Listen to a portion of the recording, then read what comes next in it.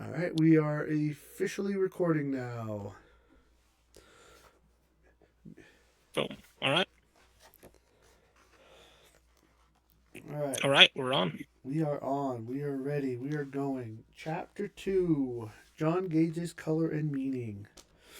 Can I just say that real quick that the way you're able to pull out, I was just thinking about this, the way you're able to pull out so much from what he says is kind of fascinating to me. And I'm really impressed by it.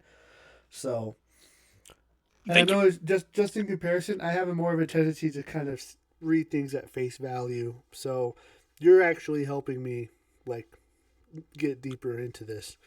So Okay. Well, that's good. That's good. It's encouraging. That'll help motivate me stay a little bit more on track and and yeah, and and more detailed with what I pull out and try to analyze. yeah. So um, all right.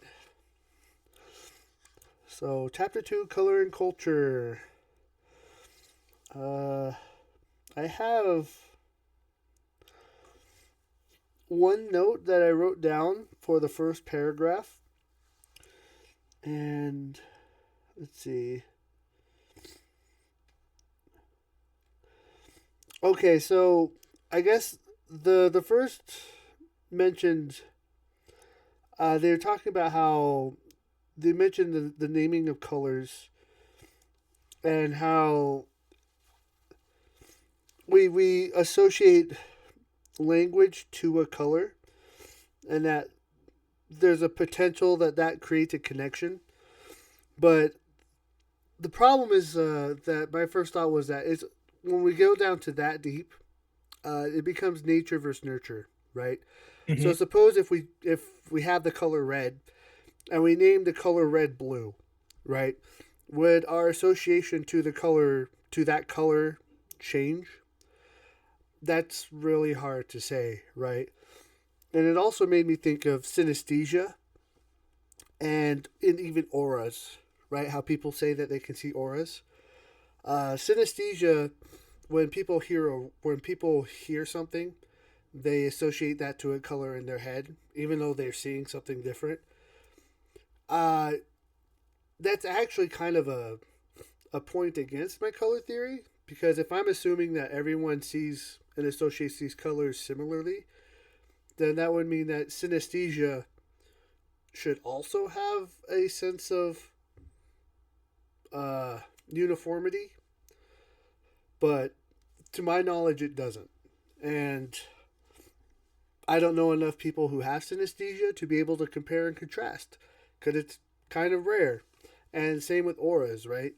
Like people who say that they see auras, they'll is there a sense of uniformity between that, right? Because or and if they see auras, right? Theoretically, if they're seeing the same person giving off the same aura at the same time, right? Like, is that aura going to be red? Or if they're seeing an aura and one person sees red and one person sees blue, like, how much of that is how much of that discrepancy is because the theory is wrong or because the individuals are seeing something differently, I guess, right? Is that a personal thing? Is that a connectivity thing? Like between the connection of what they're seeing and how they're interpreting the person. Uh, those are deep questions, right?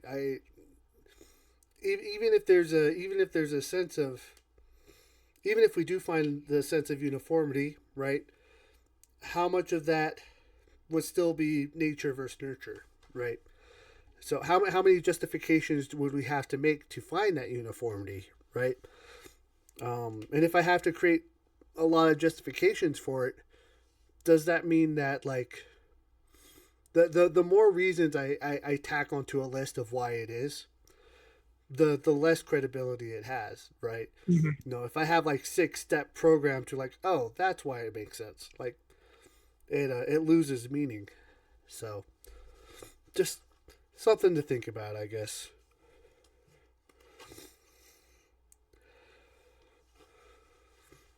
you're talking about running into the problem of Occam's razor, right? That's why they use that, is to see like well, let's eliminate as many superfluous and this why and maybe this is as we possibly can, right? To narrow down the scope.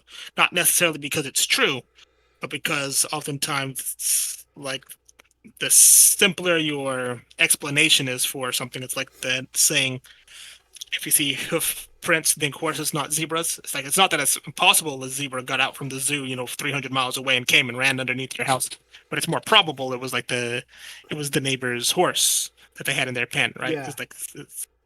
And so it's like any either explanation is logically consistent with the evidence we have at our disposal. It's like, but which one is more simple given a certain set of assumptions, Right. right?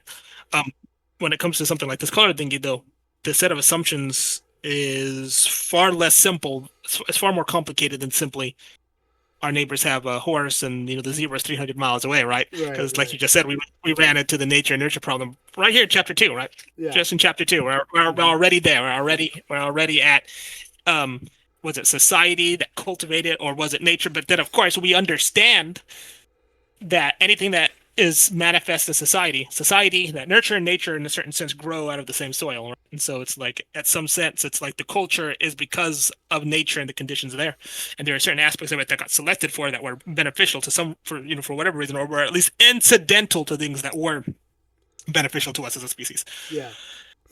And so I guess that's kind of our task, is to rely on, I guess, on this book, on the sources provided here, to give us empirical adequacy. Like, what does the data actually say? Yeah. That tells us where the horses and the zebras actually are, so we know which one is a more probable explanation given a certain set of assumptions. Right. Right. Um, we look at other people's approaches, other people's perspectives, definitions, ideas to help expand our own domain of possibilities. Mm-hmm.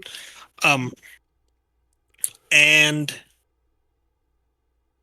we empirical adequacy, logical parsimony, and explanatory power. That's the last one. It's like, okay, it's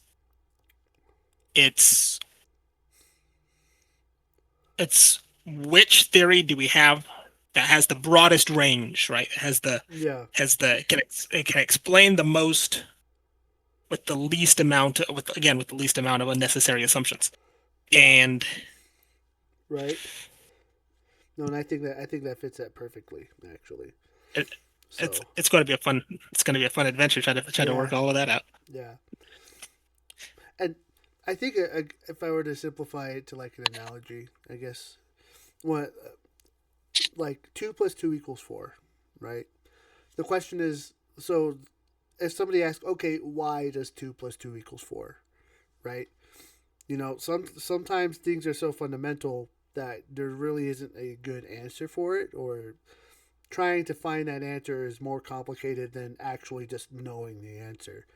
And I guess my thinking is that like when you're going down to colors, that's pretty fundamental to the nature of what we see and who we are. So you don't want to overcomplicate it, because if you overcomplicate it too much, then just by the nature of emotions, you'll lose its meaning, right? Like you want to try to get down to the source as close as possible. So It's like somebody once stated that, I mean, it's often attributed to Einstein to have said that you can exhaust anybody's knowledge on any subject if you ask them why 7 times, right?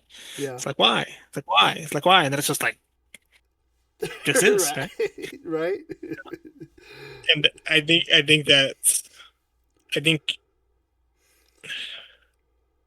and this is why mythology, I guess, kind of is so important, right? It's like, once upon a time the world began, and God, God made it, or it came out of, it came from nowhere, or it was Mm-hmm. or it came from a cosmic egg, different mythological source, because at some point you need a way, you need a narrative, you need a framework, you need a philosophy, you need a Yeah, theology, you need a model to communicate meaningfully about the world we inhabit and why some things are the way they are rather than any other way. And working, and it's like which one of those assumptions gets you the most utility?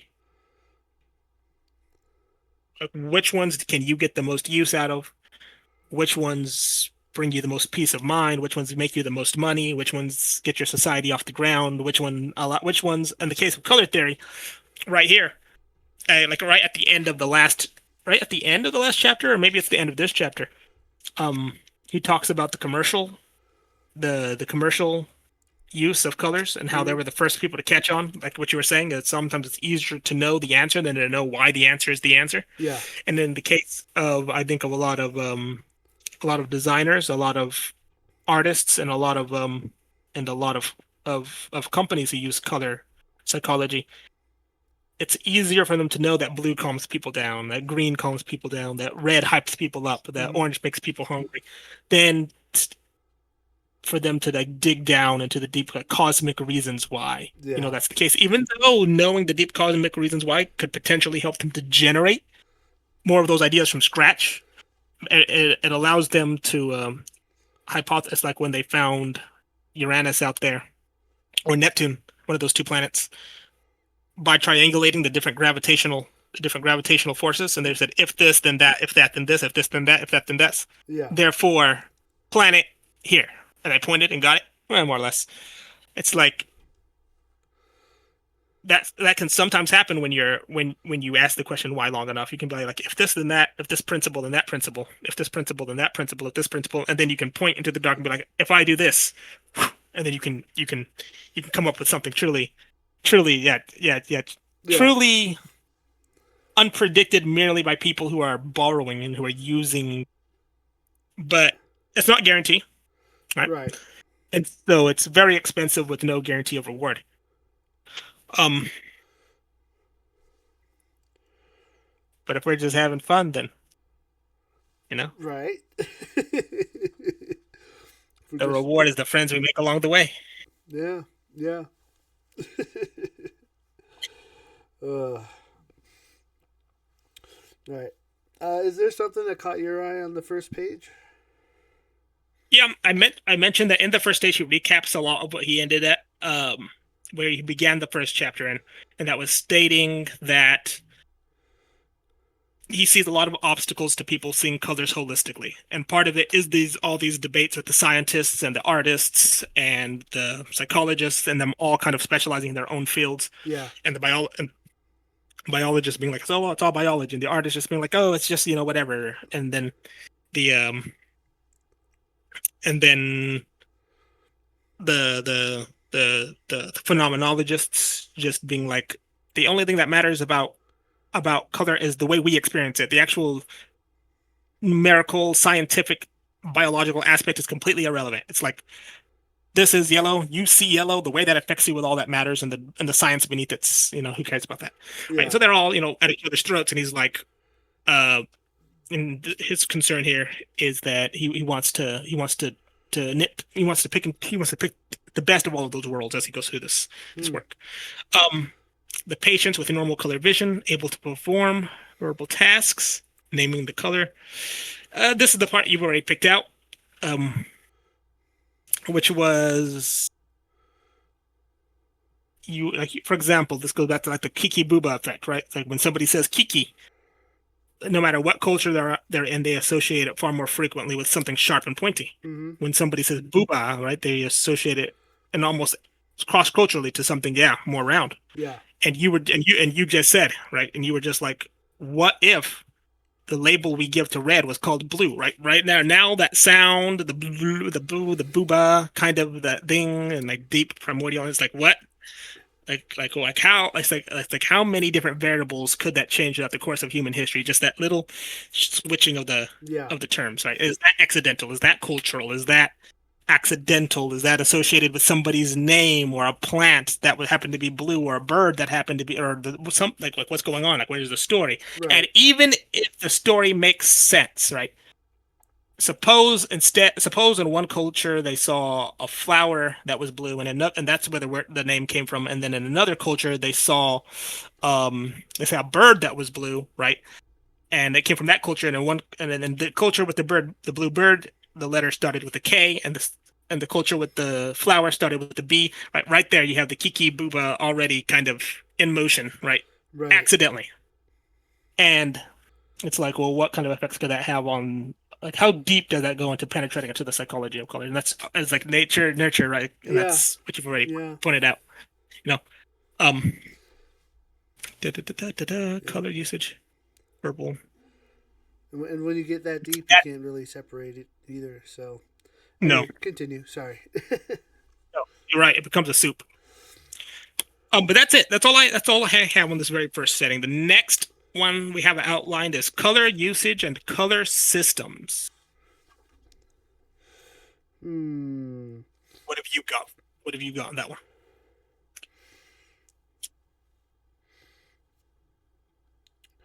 What's funny is I actually didn't get anything particularly noteworthy in this section. Uh, I think I mentioned one note I have is that he mentions how they they've been trying to create the color wheel, right? And there tends to be an opposite effect, right? Uh, there hasn't necessarily been like a true opposite wheel yet, but they do tend to line up mostly. For example, like blue and yellow are usually seen as opposites, and emotionally wise, blue is the deepest emotion. Yellow is the fastest or the most instantaneous. So that's actually pretty opposite in nature. Red and green, uh, those can be considered opposites. I need to look at a more up to date wheel, but it was just interesting that with the color wheel that they have, that generally speaking, that there is an opposite effect emotionally. So I thought that was fairly interesting to think about. So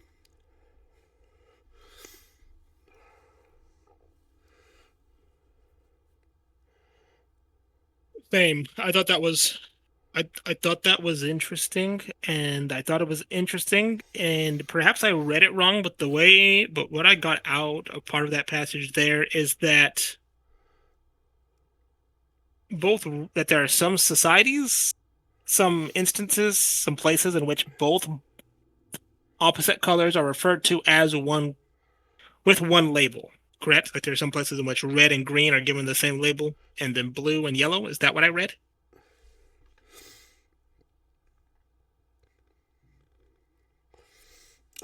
which paragraph are you talking about specifically? It could be that I misunderstood it. So we'll come back to that. We'll come back to that point and Okay. the heading basic color terms. Basic color terms on page 30. Oh, on page We're 30. not there yet. Yeah, we'll come back there in a minute. Oh, okay. That's not here. So, but yeah, I on this heading here, I do have an assemblage of things that kind of caught my attention here. So it starts off with talking about a certain Umberto Eco, Mm-hmm. and he published a title about how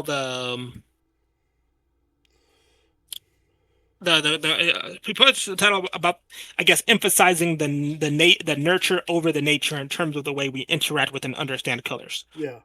Um, and John Gage, the author of the book, feels that one of the difficulties he ran into is that Echo's definition of culture was far too broad to be meaningful, because he feels like in terms of culture, he included some things which feels could be more meaningfully ascribed to nature, right? But I guess you can understand at the bottom they both merge and become one thing. So it's Right. kind of arbitrary in some sense where you choose to draw the line. It's based upon your needs, your presuppositions and assumptions. Right. Um, but So he feels that Echo kind of failed in his endeavor, and he notices some scientific studies that came out later, some research that came out later that seems to undermine, according to Echo's own words, undermined his assumptions about the language relativity that he borrowed, or that he held onto in conjunction with, I think, Wittgenstein's understanding of language and how humans use language, which we will come back to later. Let me see. Red, blue, eye fatigue, strong sensation.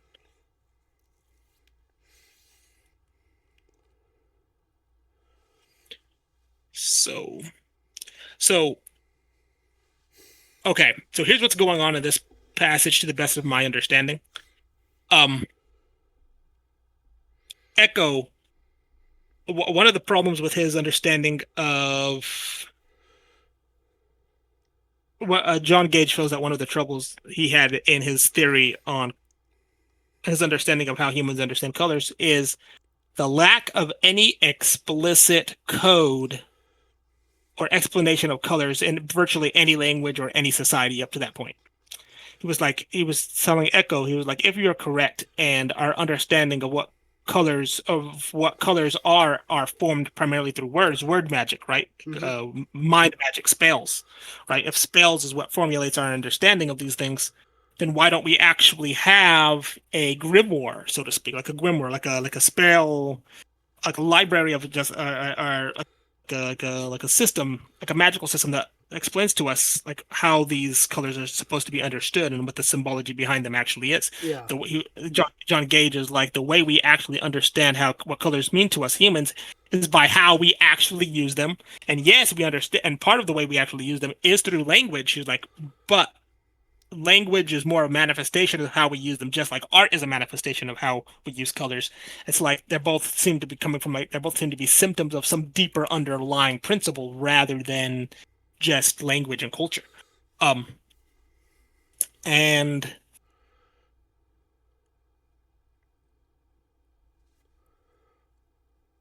this is where he comes into some aspects to where you noted in your PDF, where some cultures are used in ways that explicitly contradict the way it was used in another context, or that seem out of alignment. And so John Gage is saying Gage is saying the way we use color seems to be far more subconscious both individually and collectively than he feels Umbrico Echo is willing to give credit to. Yeah. He thinks that Echo is a little bit too rationalistic. He thinks that we humans are a little bit far too rational, far too conscious, far too intentional with the way we think about many things.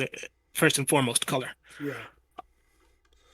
So, well, I think that would make sense though, because like if he's coming from the early 1800s, like the concepts of like the subconscious or even the unconscious, like those weren't really things back then.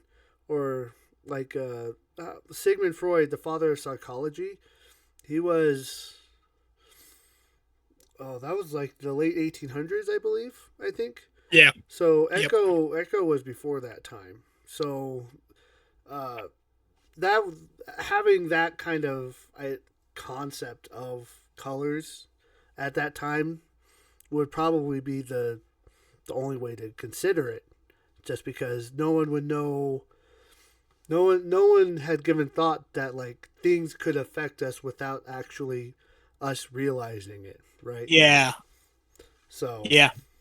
Freud and Jung were kind of not the first ones on the scene, because sages and people in the Old Testament and in the Bible, right? There's a passage in Jeremiah, maybe yeah, Jeremiah 17, I think, that says the heart is deceitful above all things and desperately wicked. Who can understand it, right? yeah, And that's kind of it's kind of that was kind of a man standing in consciousness, looking down at his emotions and being like, sometimes I don't even know what I'm up to. Sometimes I don't even know what's going on down there. Now it's dark, it's scary, it catches me off guard, it's really wicked and evil. Who can understand the heart, right? And yeah, so I think the human race has long understood that there's been forces and gods and things going on down underneath, but I don't feel like there's been any um, kind of systematic mapping of them until like Freud and Carl Jung came up on the scene. Yeah, yeah. So so and even then, like the concepts of the subconscious and unconscious is still fairly new territory. Uh, I don't know Neuralink though. Kind of insane what that can do. So I don't want to get too deep into it, but like be allowing a paraplegic to be able to operate a computer with just his mind is kind of insane. So That's a rabbit hole for us to go down at some future date for sure. definitely some future date. Not necessarily color theory, but man, that's it's crazy to think about. Yeah, I think this is.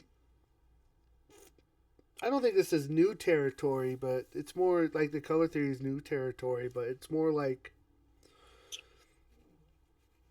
I think first time building a comprehensive map of it, I guess, to where it actually makes sense.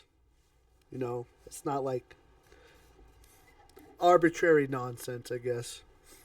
Yeah, So, but that's exactly the same benefit and okay. So I know I refer a lot oftentimes to to the way you understand colors like miniature archetypes, right? yeah. But you also kind of run into the same problem that comes with archetypes or MBTI or things like that, and that is they like in order for something to be considered like kind of a science, we have to understand it well enough to understand the conditions and the relevant inputs Mm-hmm. that enable us to reproduce the results, right? Yeah. Like, but there are some forces that are so far outside of our domain of control or understanding or competence that we can't really reproduce. We can't really. It's just like it's intuition, like vibes, and then it's vibes, intuition, and then and hunches that we attempt to encode in language and then try to frame in a narrative that gives it some kind of regularity, Mm-hmm. something that you can kind of track, some kind of predictive power. But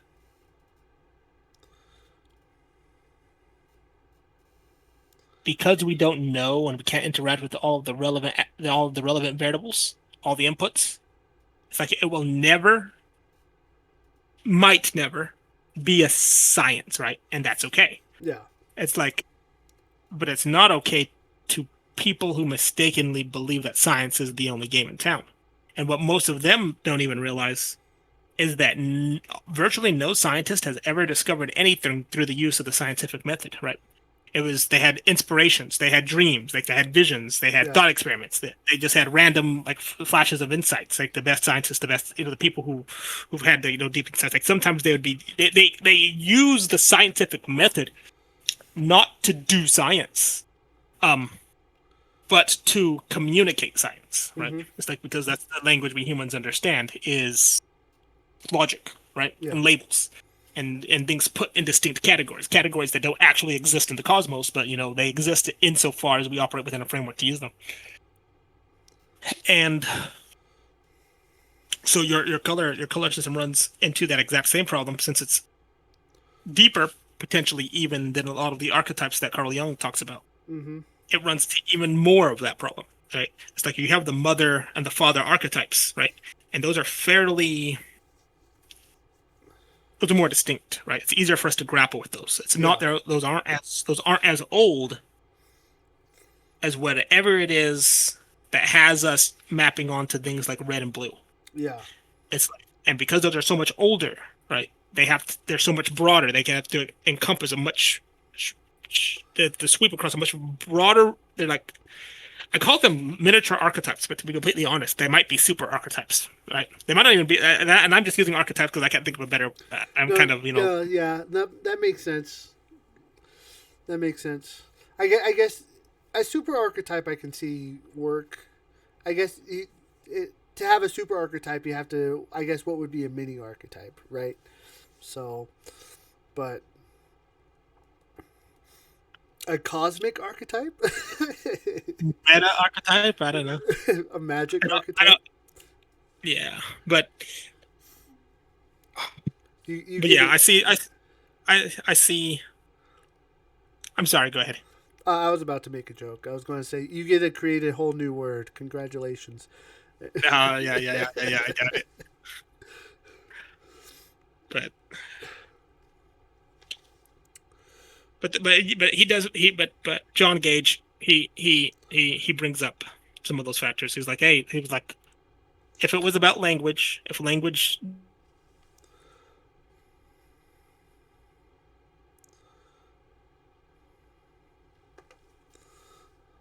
we'd find contradictory ways of using the same color. Um, and a lot of congruence in the way we do use them. And he says, then we don't. Mm-hmm. He's like, so there's something fishy going on there. Okay. So the author asks how conscious or rational is culture's use of the symbols that we embody, or how much of symbolisms run contrary to our explicit exposition. That is, we humans will give explicit theologies, philosophies, and explanations for the way we use symbols, but then so and he says symbols specifically, not just colors, because colors are a subset of symbols. He's like, with symbols in general across the board, we will use them one way here in a way that contradicts themselves somewhere here. It's like, well, we'll use them in a way, like when we explain ourselves consciously, we say X, Yeah. but then somewhere else we'll do something or say something else that contradicts it over here. And it was like, this happens with colors and all kinds of other symbols. And so it goes on. After the 1800s, circular systems, red, green, complementary, even though blue, green. So he's mentioning here that blue and green seems more precise, a more precise opposite spectrally to red than just green or blue does. Yeah. But based on cultural influences and mathematical calculations, I think green was targeted to fit on the exact opposite side. Though I think he's trying to point out that the decision is a little bit arbitrary. It could be more of a till, I think, is what he's saying here. He's talking about warm and cold colors. Now he goes on to warm and cold colors and how they end up with those terms, those metaphors for warm and cold. Yeah. This is very interesting. And I'm not going to bog us all down with all of the intricate details, but he talks about warm and cold colors and how they're actually contradictory to the scientific facts we have about those colors. So blue, for example, is considered a cool color, but it's actually a warmer flame, right? Red is considered a warm color, but it's actually a cooler flame, right? Yeah. He was like, but there's a psychological association with blue being for some reason cool and red being hot. I have an explanation, but we'll come back to that later. Okay. I'm curious for the explanation. So, because I'm curious because it's been something on my mind too, right? So okay. So it is. I pick a side because somebody actually takes the side I take, and I'm currently going to pick a side and see how it holds up throughout the rest of the book and over the years. Yeah. And I have the side that I take mentioned here in the next paragraph.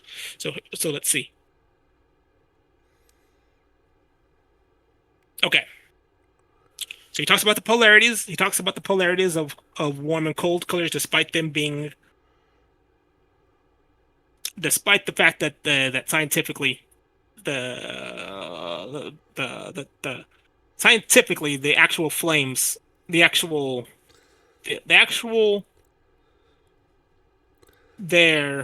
blue in the light frequency when it's associated with color is the hottest, and red. It's inverse. Blue light has more energy than red light. Yes. So okay. And then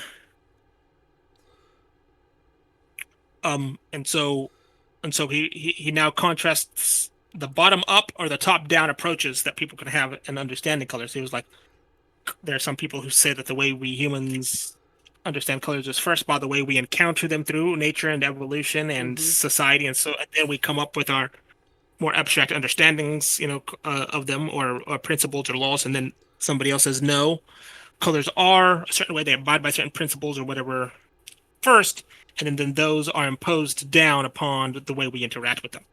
Um, this is where he gets to what I'm calling the more archetypal understandings of our experiences of colors. He says here that one, um, the other states in recent years that there is a universal, more archetypal experience of colors, one that seems to conflict greatly with common assumptions and interpretations.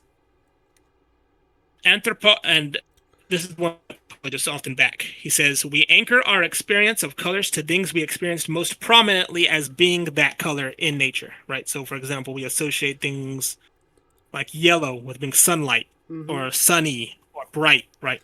And Yes. then night, kind of the opposite, dark and just kind of foreboding and, whatever. Um, but the author, John Gage, notes, he said, however, the supposedly references have usually been more interesting and important than the actual color itself. He says the Greek astronomer Cleomedes pointed out the variety of colors of the sun, right? And St. Augustine used the sea as an example of variety in nature. The Yeah. colors of the sea as an example of variety in nature. Okay, so what he's saying here is that depth anthropologists will say, or depth psychologists and anthropologists will say, evolutionarily, we associate the sun, yellow, nature, and so there's a sort of connection, kind of a deep psychological connection that color has with our association of that most prominent thing in nature, Yeah. and blue for the sea. But what Gage is noticing is that sometimes for some people, the sun itself had a certain sort of independence, and the sea had a sort of independence from the color that we most commonly associate with it. It's like sometimes people will. It's like the importance of the color is secondary to the object itself. And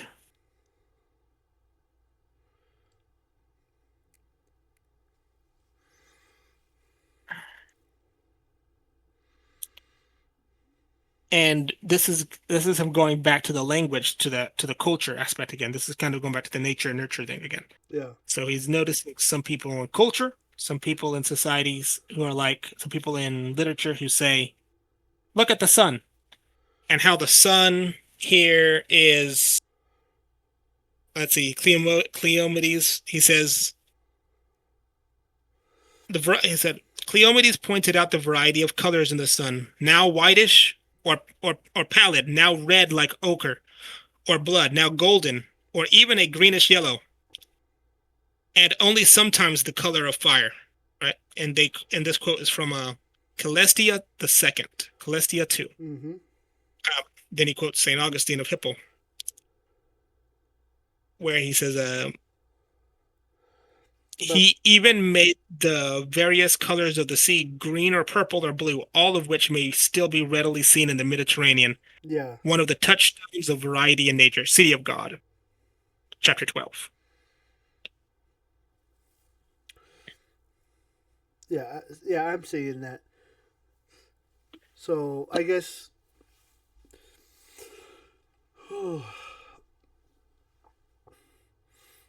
So. mm,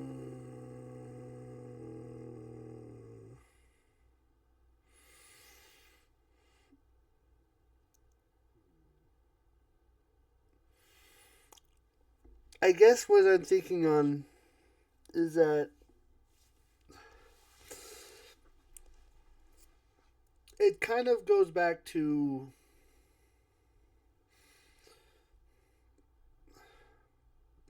there's a couple things that I'm associating with that.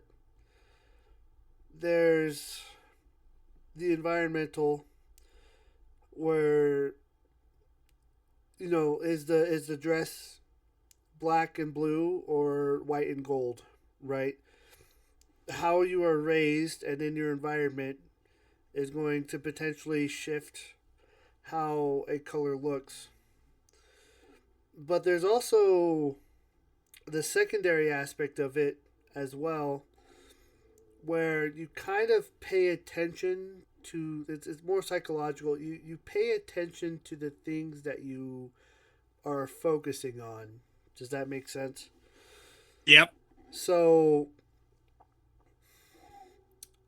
it's kind of a weird effect, and this is what this got me thinking. Where like this, the sun can be all of those colors, and the sea can be all of those colors, and what you're seeing can be a response to how you were raised or the environment you were in when you were raised. But another element to add into that as well is you will gravitate, as I say, to the color that you think the object should be. Does that make sense? Yes, it does. So,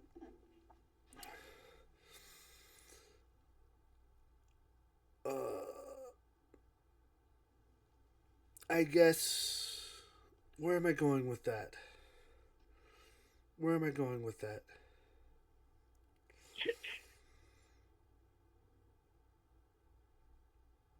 I guess Here's a I wish I had a stronger ability to unravel the unconscious. uh, just yeah. just because that requires so much fine tuning, and it's so dependent on so many factors.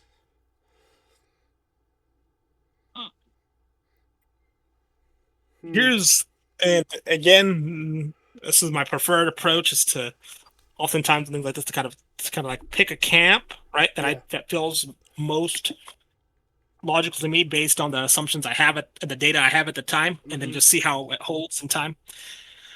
Well, my assumption is it's a part of that. It's a part. It's one of the things you latched onto. One of the things you mentioned, which was is you tend to notice more about that which you already are paying attention to, right? And so it's Yeah. like you take anything in the world, right? You take anything in the world, and you focus on it. Like you focus and you dedicate your time and your attention to it. Um, and you have the luxury to do so for whatever reason. For whatever reason, you're thinking and you're contemplating on it, and it captivates your attention. And this is how you Mm-hmm. end up with those people, those weird autists, right? Who end up with like who knows how many dozen ferns that they write in their books, and then Yeah. hundreds of years later we make fun of them, for being whatever. Or you have these people who go and they code every rock and they designate all these different rocks. So these like it's like to us it's like they're mammals, reptiles, birds, fish. There's some man's like, yes, mammals, yes, birds. No, no, not just fish. There's actually salmon, and that's technically not a fish. There, and the Yeah. sturgeon is actually related to the sharks, and this is related to that, and this looks more like this, and they get and right, and so the sun, right, the most the aspect of it the color it is for most of the day, the part that hits us the most, the part that we pay the part I wouldn't say that we pay the most attention to, the part we take for granted is the yellow Yeah. sun. The part we can appreciate for someone who wants to focus, who wants to think about the sun, who wants to contemplate the sun, is the sun as it's setting and it's growing kind of orangish, or it's beginning to change its shade and it's reflecting, right? But Yeah. that's to somebody who's already, to whom the sun has already captivated their attention, right? For whatever reason. Yeah. And it's like, it reminds me of Musashi, the Japanese samurai who, the ISTP guy, I believe he was ISTP, who created an entire philosophy of life focused just on his dedication to the sword, right? And he used the skills he's used from the sword as a metaphor to connect to the rest of to life as a whole, right? Yeah. And so it's like you can take some out of the whole and and pull them apart, and then you can take some things that are just apart and you can focus so much on it that you can connect it back again to the whole, kind of like you were talking about the food industry, right? Now Yeah. you want to kind of connect the food industry to kind of as a microcosm of how the world works at large, right? Because you can see the patterns in Mm-hmm. the food industry that kind of that flow outward, right? And so when it comes to these um I still have an inclination that the archaeologists and the depth psychologists are at least currently have what I feel like is a stronger explanation, because I feel like these are exceptions that prove the rule. Um, these are these are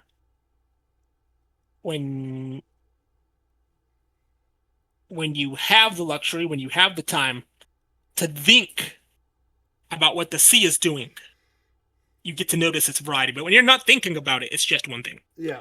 When you have time to sit and think, when you have to, when for whatever reason you have to think about the sun, you can notice its other colors. But when you're not thinking about the sun is just yellow. Yeah. When you're appreciating it, yeah, it's yellow, it's orange, it's green, it's blue, and you can paint it in so many different shades. Right. Right. But It's that's only when you're paying attention to it. And so I'm thinking the colors that impact us most deeply are actually the ones we take for granted. The blush of the face, the red of the blood, the black of night, the yeah. yellow of the sun, the blue of the sea, the blue of the sky, right? And I think what's tripping up maybe Gage here a little bit, or people coming from that. I think something that I think it's that subconscious conscious divide that's catching them up a little again, Yeah. and that is we know now that the sun and the sea and the sky have a multitude of colors, right? Yeah. But that's a new discovery. We haven't always known that. That is a microcosm. That is a reflection of our increasingly heightened analytical capabilities that gave birth to things like the scientific process in the first place. Yes. I didn't even consider that. That the reason, like for example, you hit blue, right? Maybe the reason blue didn't exist was that people just didn't care to notice. Yep, it was Sheesh. just sky. It wasn't even blue. It was just the sky. It's just the You know, sky, right? the sun wasn't yellow. The sun wasn't yellow. It was just the sun, Yeah, right? And it's we're just just out here harvesting. We're trying to feed our families. We're trying to survive the hyenas.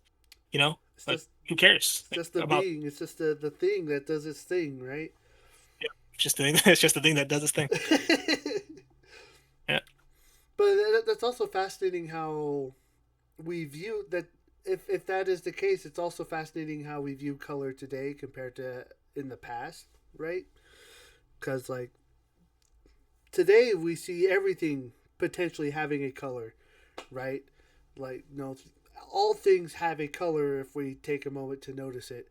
Back then, if that's the case, that means that like color didn't matter so much, so long Hmm. as if the thing was the thing, the color itself wasn't the priority.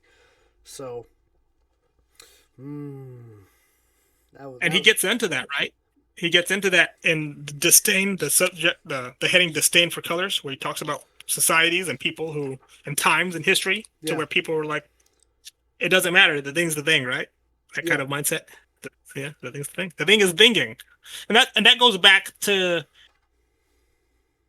it may have been the last recording or discussion we've had independently of that, to where we talk about things exist because of problems. Like necessity is the mother of invention. It's like yeah, if there is no problem, if you're not having a problem with something, that it in a certain sense it doesn't exist. yeah, yeah. Hmm. Hmm. But I guess I should also mention a point like again one of the things that I try to do with the color theory is I try to connect a lot of different definitions, right, to a core description that could that could then explain why, right? Because that was something I recognized. Maybe not as in depth as this, but I did see that like no, why is there so many different connotations for the same color? So I had to go a little deeper. So just more interesting connections, right? you had to circumambulate. You had to like walk in circles, right? Kind of like say capture all the nuances. It's like it's like they say sometimes. It's like they say sometimes. Don't listen to my words. Listen to the message. Like listen to the current, like underneath the words. Yeah. And you're trying to same thing with the colors. It's like you have you have red, right? Red's a hard one. It's like you got passion, right? It's like you got pride. It's like you got Mm-hmm. lust. It's like you got survival. It's like you got control. It's like Mm-hmm. you got anger, right? You got wrath. You got love, right? Mm-hmm. It's like okay, like what's going on? It's like that's a huge circle to walk around. It's like passion, Yeah. anger, pride, control. Like what? Those are very different things, right? Like Yeah. I know people who control who aren't angry. Like I know somebody who's lustful but not ambitious. Like I know it's like well hold on. Like underneath all of that, right? It's like don't listen to the words, listen to the message. What's chained? Like what are they all chained to, right? Yeah. What's the connecting thread? And the moment you choose, like you chose control, right? But Mm-hmm. even in choosing that label to kind of anchor a multitude, like you lose some of the it's like the price you pay for that precision is some of the accuracy. Like Yeah. you lose some of the vibe that those other words give, right? But you don't have a super word that can encapsulate the perfect nuance of all of those vibes and sweep them Mm-hmm. all in, right? Mm-hmm. You just have the way we humans use and relate, think about, and experience red, as embodied beings. Yeah. And Yeah. that experience we have with red is one thing, and then it's like the labels we choose to try to explain that something else entirely. Yeah. You know? Or even like blue, right? Blue, I always talk about how it's like the deepest emotionally, but so I chose somber, right? But blue has a lot of emotions, right? Like love, happy. Blue can be happy. Blue can be sad. Blue can be depressed, right? Figuring out blue was its own monster too because blue blue blue has more opposites than red does, right?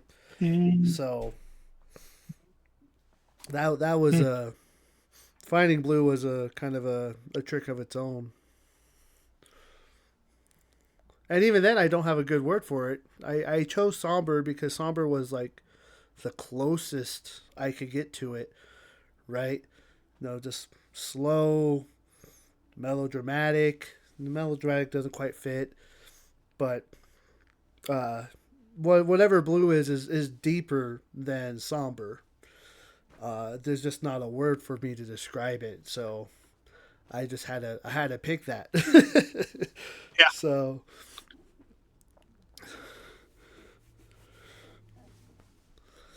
all right, all right. The point on the flame was interesting. I'll just tag on it real quickly. I was just thinking that maybe because he talks about the distinction with how companies use at the time he wrote this were using the different kind of flames to do marketing, and he noticed that in home furnaces they incorrectly showed a orange fire where there should have been a blue fire.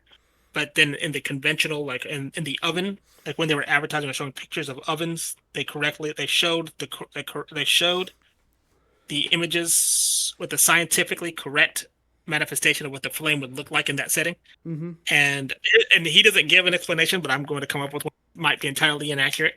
But I think intuitively what the marketing people were doing is and this goes back to the colors being warm and cold, Yeah. quotation marks, is that because of the what we just explained here, and because we do associate our experience, our embodied human experience is light, yellow, sun is warm, Mm-hmm. right? And snow, uh, evening, or water is cold, right? And so, Mm-hmm. irrespective of whatever energy waves might be in the light, it's like our embodied emotional SIFI experience of that is the sensation we label as cold, right? Yeah. And so now we're going to attribute that to we're going to attribute that to the color, kind of perhaps subconsciously, Yeah. And so when we look at an oven, um, when we look at an oven, we think functionality, we think performance, we think time to do something, time to make Mm-hmm. something, time to be somewhat detached in a certain Yeah. sense. It's like you're accomplishing a goal. But when you're looking at the living room, the fireplace, which is not, according to John here, which is not depicted scientifically accurately. Um, I think it was not depicted scientifically accurately because in the case of the oven, you were doing something, quotation marks here, scientific. But Yeah. in the case of the oven, you were doing something emotional. You were relaxing, you were connecting, you were living in the room with your family. Yeah. And so the colors needed to be warm to associate with with the warmth, and then the colors on the other one needed to be scientifically, correct or anatomically correct because you were doing something functional. And I understand there's that's kind of a little, that could be potentially a little ad hoc because somebody could say, well, oftentimes we feel warm emotions like empathy and like kindness or Yeah. whatever from like emotions, and that could be associated with the blue flames inside the inside the oven, right? But this goes back to symbol stacking, right?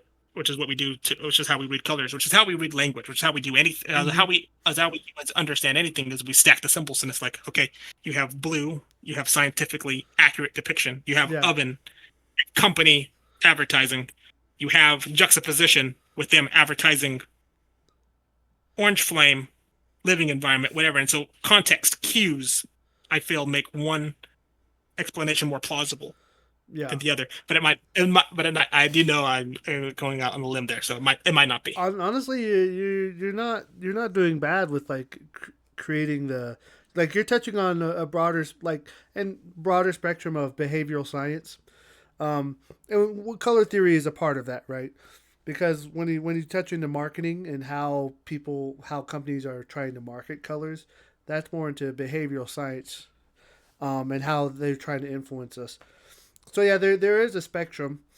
Um, and I think overall you were right. I will say that like with the science thing, uh, doing the blue for science, that would only be applicable for people who are scientific, but it's not necessarily necessary for everyone at large. And the people who are scientific, they would have made the connection, but they also would have made the connection if it was just regular, like a regular flame, right? So because uh, Yeah. because because like there is a type of hierarchy, right? Because people have different associations depending on what they're doing. But the concept of flame and fire is more is very expansive and world global to when you have a fire like in a fireplace or when you see warmth you associate a concept of functionality, but you also see a concept of like heat and fire, right? So that concept of functionality would have worked even for the science bros instead of the blue flame. So True. so so what you can do, and this is the part is to get that hierarchy going.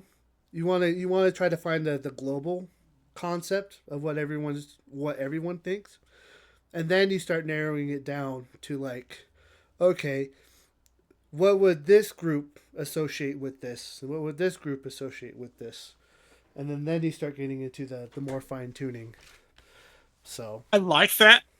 I love that. That's actually going to be a useful tool for us to help kind of navigate this debate between the nature and the nurture, right? Because the most global, ostensibly, is going to be the closest one to the least amount of cultural influence. yeah, But then you were talking about the different cultural subgroups, which would be like, what would this color, what would the depiction of this color mean to the science bros? Right? Oh, they're more likely to associate that symbol with these other symbols. mm-hmm. Like, what's it likely to mean to these people, right? Juju. And so if we apply that, I do understand that the distinction between culture, nature, and nurture is in some sense arbitrary, right? But Yeah, I think that'll help us parse it down with a greater level of granularity by approaching it the way you just said there. yeah. Well, that's also why like I was very hesitant to really expand the color theory outwards until I had more data globally, right? Like until you started testing it on people in other countries, right? Without any knowledge, because no, what the way America associates colors is going to be different than the way India associates colors, right? So if my theory didn't connect with what they said at all, then it would have been kaput. so so Yep.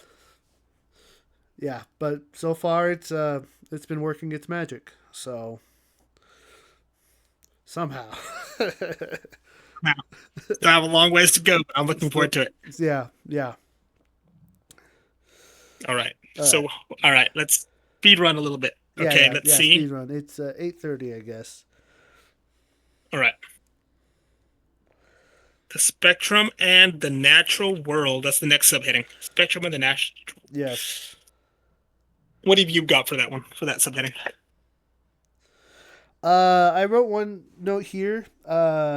It it goes back to our discussion about language and color. Did color exist because we couldn't see it, or that it wasn't worth the effort to name it? Um, but then we just discovered a third possibility. The color could have existed. They just didn't pay attention to it. So Yeah. right, it was just a thing that was supposed to be the thing. So it wasn't worthy to be named. Yep. Yeah. Um, I think another. I thought it was interesting how they were trying to. That there have been a lot of attempts at creating a color system, there's even today they're still trying to find a unified color matrix because there's a contrast between the color themselves, the hue of the color, and the shade of the color, and so it exists in a three-dimensional format. And but it was kind of interesting going through the history of them trying to find a good combination, like like in the diagram on the 25. He created a fire blue, or the Freer Blair. I just thought that was a funny note. Um, but I also wonder, like, it's in black and white. I wonder what that color would have looked like. Was that purple, or was that just a bluish red? I don't know. If we go to the next page, after 60, the one note I made is we kind of mentioned to it. Uh, we define things for clarity, right? We put things in little boxes. We mentioned this a lot, but nothing ever exists in the box, right? And that was something that he mentioned specifically, was that, like, yeah, we have all these different definitions, but the more we try to define it, like the well, technically almost the less clear it becomes in a way, because emotions don't work like that. The mind doesn't work like that. So, uh, and then I also have another note in here that says there's one question I'll never fully be able to answer. Is that uh, how much of it is light, and how much of it is, I guess, how much of it is addition, or how much of it is subtraction with color. You have mixing paints and such, and mixing the paints changes the color to a specific frequency, I guess.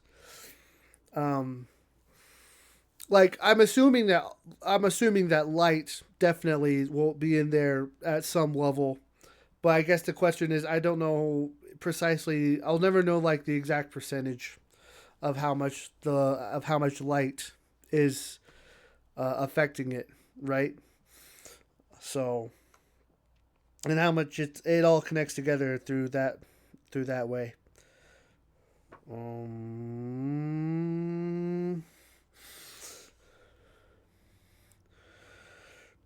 Like how much of it is just the effect of the biological effect of the frequencies interacting with us, our bodies. that that attribute some kind of like or dislike or polarity emotionally. Yeah, yeah, Yeah.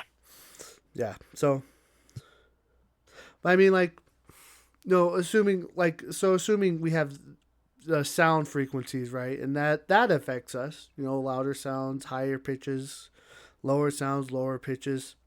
I mean, we could assume that light would work the same way. I mean, X rays is just ultraviolet rays, infrared rays, right? I mean, those technically affect us still, and that's just light rays, but with more energy or less energy, right? So it's hard to say really. So so I can say that there is an effect, but the question is how much of an effect? It's hard to say. The visible spectrum's also really small, so it's like Yeah. maybe the effect is so small it doesn't matter that much. So again, just another thought to think about, I guess. Hmm.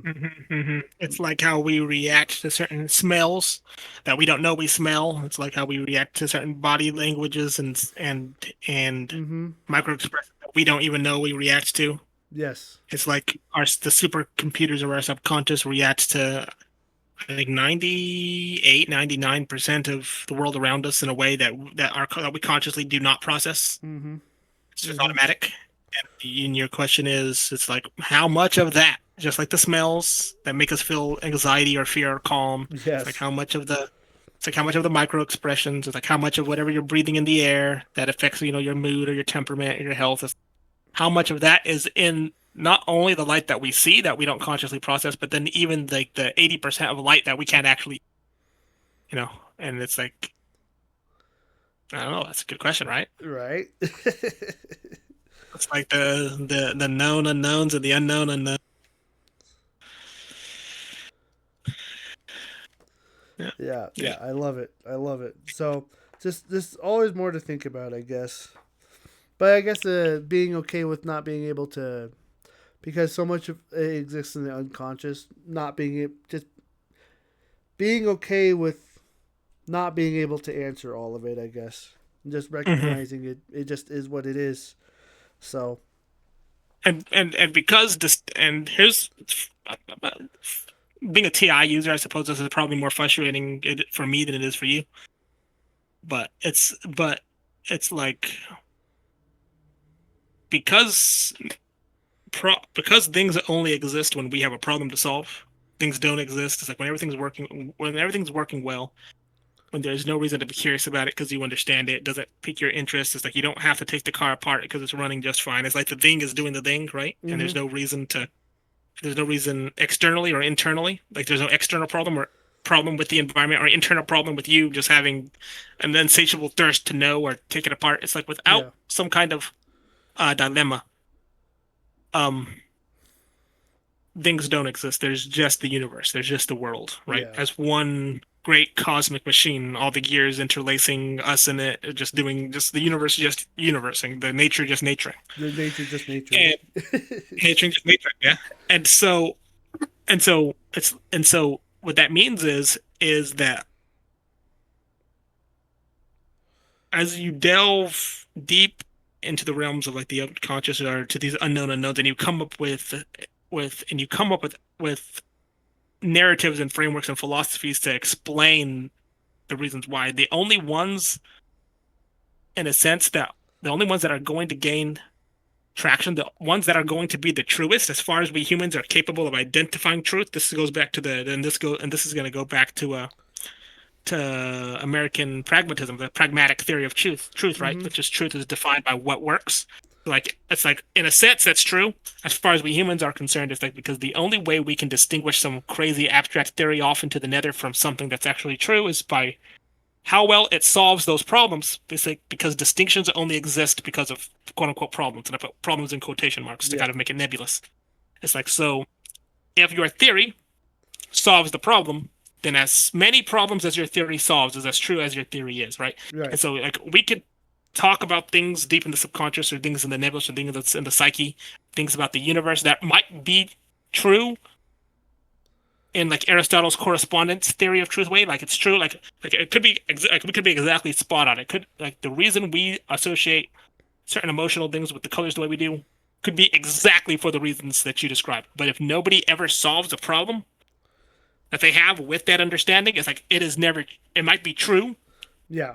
from the universe, from God's perspective, but it'll never be true from a human's perspective because there's no way for us to validate it. There's no way for us to put a seal of approval on it in a TE sort of Mm-hmm. bing, it worked, It right? worked, We right? can only TI, yeah, mathematical map, whatever it is.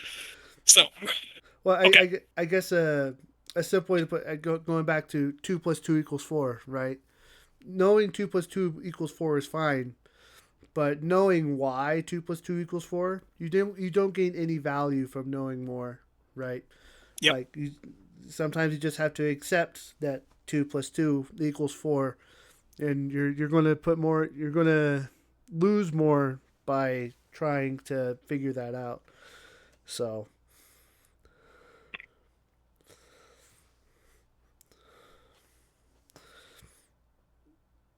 and that was actually a tough lesson for me to learn. So, but we won't go into that. All right, we'll save that. We'll save. Existential crisis stuff always. All right. Uh, what was something that you found interesting? So let's see the the part where you talked about the rainbows in modern time, like them both having. This goes back to putting labels on things. Mm-hmm. Like both in ancient and modern times, people had different. They had different names. They had different numbers that they saw inside the rainbow, and Mm-hmm. some people even had a different order of the colors. Right? This goes back to kind of like what you. It's like sometimes what you see is what you think you should see. Right? Yeah. And sometimes people like saw the rainbow and they saw, in some sense, what they thought they should see in a Mm-hmm. rainbow. Um, and so kind of the way it's interesting. It's like I heard Odelev once say that even though it's impossible for us humans to have an unbiased, even though it's impossible for us humans to be unbiased, it is possible for us to have to be objective. It is possible for us to have something close to an objective methodology. And the way we get an objective methodology, we see the same thing from as many perspectives as possible, right? Yeah. But each one of those perspectives is going to be biased. So each individual perspective will be biased, but if we approach it from as many perspectives as possible, you get something like an objective methodology, because objective methodology is just all possible perspectives, Yeah. right? And so what happened was is we collated people's experiences of the rainbow, and far more people came up with something close to the 7 colors that we designate today, Mm-hmm. and in the order that most of us see us today. And so it's like when we see the rainbow, and now if you run in as a child and say, Mom, I saw a thing outside and it had like 11 colors and it had, and you like maybe you missed the order up a little bit. She'll be like, no, Yeah. no, no, no, no. And she'll get the textbook right from like 80% of people who disagree with you because they saw it a different way. And they'll be like, it actually has 7 colors. And these are the orders. And then you're Yeah. like, oh, and then the next time you look at the rainbow, you're going to see those 7 colors, and you're going to see them in the order they told you in the book, right? And so that's the culture, like nature, nurture kind of playing there. Yeah. Um, Roy B. Give. Is that it? Yeah. Roy begin. Yeah. Oh, you Roy mean B. the Give. order? Roy B. Give. Yeah. I actually don't know the order of the rainbow's colors. What? Yeah, I don't know the order. I forgot What? a long time ago. What? Yeah. It's Roy B. Give. Red. Red, yellow, green, blue, uh, indigo, violet. Okay. I'm missing a Green, color in there. red, yellow, green, blue, indigo, orange. Is there an orange in there? Oh, I forgot orange. Red, orange, yellow, green, blue. Red, orange, yellow. Red, orange, yellow, Okay. green, blue, indigo, violet. Thank you. I was like, yeah, that's where the Roy comes in. Okay. Okay. Makes sense. Yeah, and he talks about that. What I note here is that the author goes on correctly rendering the order of colors and the colors in the rainbow. Yeah. Gives us an example of how these representations are indicative of the fact that we are far more concerned with the ideas about colors than the color perceptions themselves. Um, and this corresponds to some things that Ian McGilchrist talks about in The Master and His Emissary that we will circle back around to at another time when I feel like we touch on this point Yeah. in a more focused way. Mhm. And so he talks, and then he goes on to talk about how we avoid the minute details and differences between lots of colors, and scientists might put a label on them, but in real life experience, it almost never matters Right. to most of us, unless Yeah. you're a scientist or an artist. You Yeah. know, Yeah. Well, like in my color theory, teals, right, are an exception to the general rule because it's bluish green or greenish blue. Like, yeah, they do different things if you want to be like hyper specific, but the things are so similar and they're so emotionally similar that being able to describe them is really kind of difficult. So I just kind of lump all of teal into like the same general grouping. So because yeah. like, Till I had to have a dream about Till before I could do a reading. oh My really? first Till, yeah, for the ISTP girls reading number 8. I had a dream before I could do that one. That's fascinating. That's Yeah. fascinating. Did it help you? Yeah, yeah. That's where I came up with the term enchantment. That's why I prefer the term enchantment, um, enchanted or enchantment, summoning magic, Yeah. and the aspect, the term, the label that you prefer to use, I think was more. It wasn't cosmic exactly.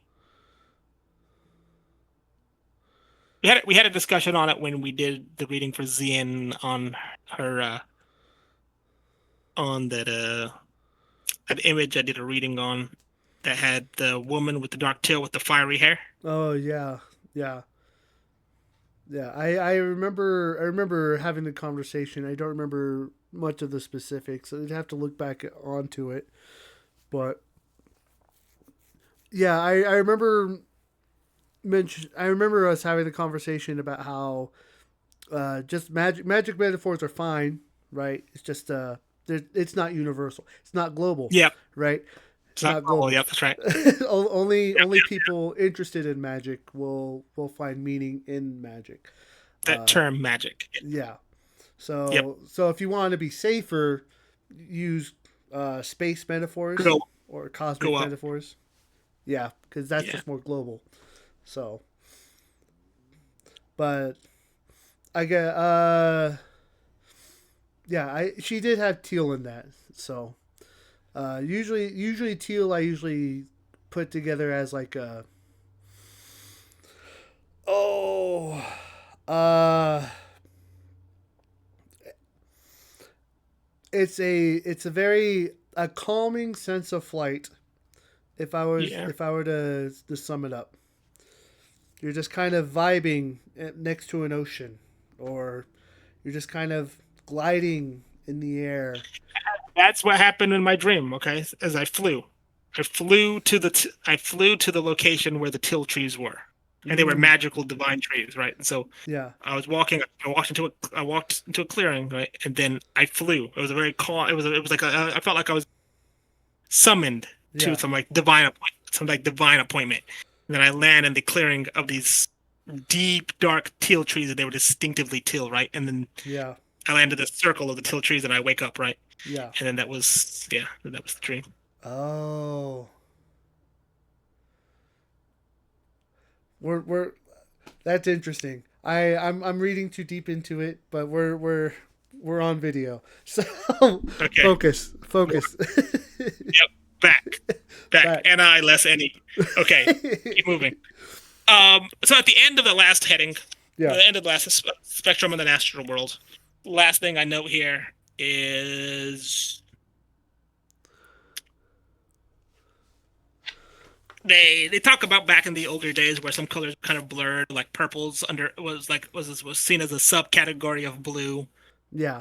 And then there was a man, a Scottish flower painter, and again, this goes to people who have problems, right? People who have a problem. This guy, the painter, Mm-hmm. he spends a lot of time focusing on the different shades of colors, and to him, it's really important that this purple and the blue are not the same thing, right? But Yeah. it's like so long as the thing is dinging, some people just don't care. And so the thing was dinging along for some people, and the Scottish painter came out and said, no, purple and orange are entitled to their own color categories. He was like, orange is not a kind of red, and purple is not a kind of blue, right? Yeah. And then he says that green and brown also need to get their own distinctive color categories as well, rather than be souped up under larger subheadings, Yeah. right? Yeah. So it's like the beginning of compiling the colors under a Yep. banner. Uh, I did have one final note about this though. We had a discussion about Chinese versus Western art before we started this, and just how uh, Western art prioritizes a lot the labeling. The color theory. Blue does this, red does this, where Eastern art prioritizes how the colors are supposed to match the vibe of what you are trying to put on the paper. Uh, and it's important that they both have their uses, right? Uh, Being able to identify what is what and when to use it is pretty powerful. Um, but I think that Eastern art overall actually has a general idea or closer idea of how to put emotions onto paper because that's literally what they're prioritizing, right? And so that means that theoretically they should have a closer idea of what color uh, connects to what emotion. So, And you know what that means, right? That means that after we're finished with this book, we're going to have to take the time to distinctively look at some Eastern depictions, like the way, because again, the author here, John Gage, notes that most of the sources that he comes to are Western focused, right? mm-hmm. So there's going to be a little bit of a bias of the way that they use colors, Yeah. and so pay more attention to the way Eastern artists use the colors, and because they are prioritizing the emotional experience, Mm-hmm. we might come up with some interesting discoveries there. Yeah. Now, I guess if you're able to do both, remember Western art isn't bad.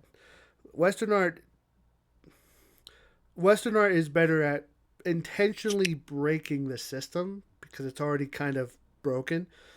But because like for example, if blue is supposed to be sad, what happens if you draw a sad picture but you color it red instead, right? If that happens, then you're trying to convey a different emotion more specifically, right? So that's kind of there's uses to both. Being able to attach a color to emotion is like really powerful and necessary, but also being specific in what emotion you're trying to convey is also pretty powerful in and of itself. So, That's a very good point.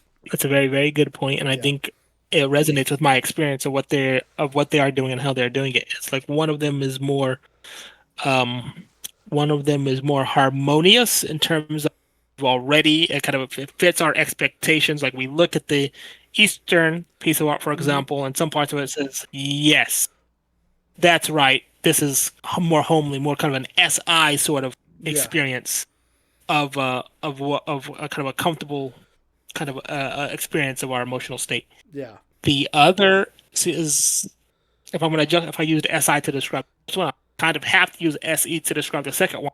SE, and that it breaks, like it forces, like it pushes, Mm-hmm. it kind of imposes, and in so doing, it has the potential to set a new meta, something else that future SI will be like, oh, that's right. This precision, this kind of manifestation, this combination of this combination of the sad faced emoji with red Yeah. means frustration specifically, Mm-hmm. not just anger, not just sadness, right? It Yeah. gives us, but but Yeah. somebody has to pioneer. So Right. yeah, Well, I guess a good analogy would be language. We talked about it before, right? If we were to like switch to hieroglyphics, hieroglyphics would be better at being able to convey language to an image, and the conscious would be much. Everyone would have an easier understanding on the context, right? But with English, like yeah, it has a billion words, and we know we lose the imagery, and it's a lot more complex to try to get it down, but we can choose to be a lot more specific if we so do so, and by being more specific we were able to avoid the loss of translation that hieroglyphics have. So yeah, yeah. accuracy and precision. Mm-hmm. Humanity's Mm-hmm. Mm-hmm. eternal challenge. So the eternal challenge, the trick is learning how to master both, and the first key Knowing the which first tool. yeah, learning which tool to use, when, where, and why, and also when not to care. That's the Yeah, hardest yeah, one. yeah, yeah, yeah. That's the Yes, hardest trick. You see everything, yes, and yes. then you have to be like, don't care about it. I'm a do me, right? Like this Yeah, is the way I want to express it. basically. All right. Okay, I think that's it for that subheading. So we move on to the next one, which is basic color terms. Yes. What do you have for that subheading? Uh, he mentioned the eye and the retina. It has how it connects directly to red, green, blue, yellow, and light and dark. So the six, uh, to six different receptors, which was something that I've been mulling over still. Right. Uh, I haven't found a good. I think it just goes back to like it's that part is so deep. Like if remember, I made a video on the 10 layers of uh like the 10 layers, right? Colors would exist in like the abstract layer, which would be like layer 7. Mm, The when you get to the retinas, it's like that's like layer 8 or 9. So that's deeper than colors, right? So I'm still mulling it over how that stimuli connects to the color theory. Will I have an answer? I may never get an answer, but it's the God problem, right? It's like how do you define God? It's like what is God, yeah, right? Like what is the universe? What is reality? It's like it is, and it's like they say he's unknowable, right? Like God is unknowable. Like yeah, reality is unknowable. The universe is unknowable. It's like at some point all you can do is say, "This is what I've experienced. This is what I've noticed." It's like, well, yeah, why? It's like gravity works this way. It's like, well, why? It's like, well, what is gravity? It's like you were saying at the beginning of this. It's just like gravity is the way it is because God said so. right. It's God. It's the will of God. It's like, well, what do you mean the will? Like, It's like there's no what is? value in trying to go deeper. So Yeah, you can't. It's just yeah. yeah, yeah. Um, I thought another interesting thing as well. It also mentions the 11 basic colors, which I have to mention. I'm always amazed whenever I see that because it's a recurring theme, and I'm always amazed when I see that because those were the 11 colors I picked before I even studied any of this.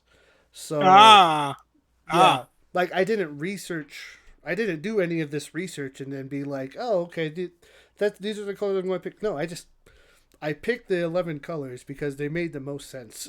So that that's Ah. that's why I've always been like amazed whenever I see something like that. So just a fun little tidbit there. Independent verification. Independent verification. It's weird finding things that verify the theory after the fact, because uh yeah. If we move on to the next page, I made a small note where blue is always different from yellow. Blues tend to be depressed. Yellow is cowardly and the like. I made a connection. So yellow is the most instantaneous color. It doesn't. It's different from. It's different from orange, but the reason why yellow is usually associated with danger. Well, yellow is usually associated with cowardly, because it's also associated with danger. And the reason why is because yellow is instantaneous. It's that instant reaction, right? So like the caution signs. Caution signs are usually yellow because it's the first thing that we see and we notice it right away. So that's I'm just making the connection why yellow is associated with cowardly.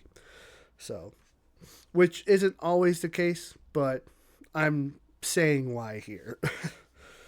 So, What you noted was the universal aspect, right? The higher ups category, and then one of its many avatars, so one of its potential manifestations, which yes. was those emotions can often like it's like you're an animal, you're in the jungle, you see danger, you startle, and off you go, woo woo woo, woo. And Mm-hmm. it's like we're humans, we're Yeah. still animals. Yeah. It's like we'll be out doing whatever. It's like and Mm-hmm. then we see caution, like we see the wasp, the orange wasp, and the bees coming at us. Like they're all orange, they're all yellow and black, and we're just like, "Ah!" Yeah. we're just gone.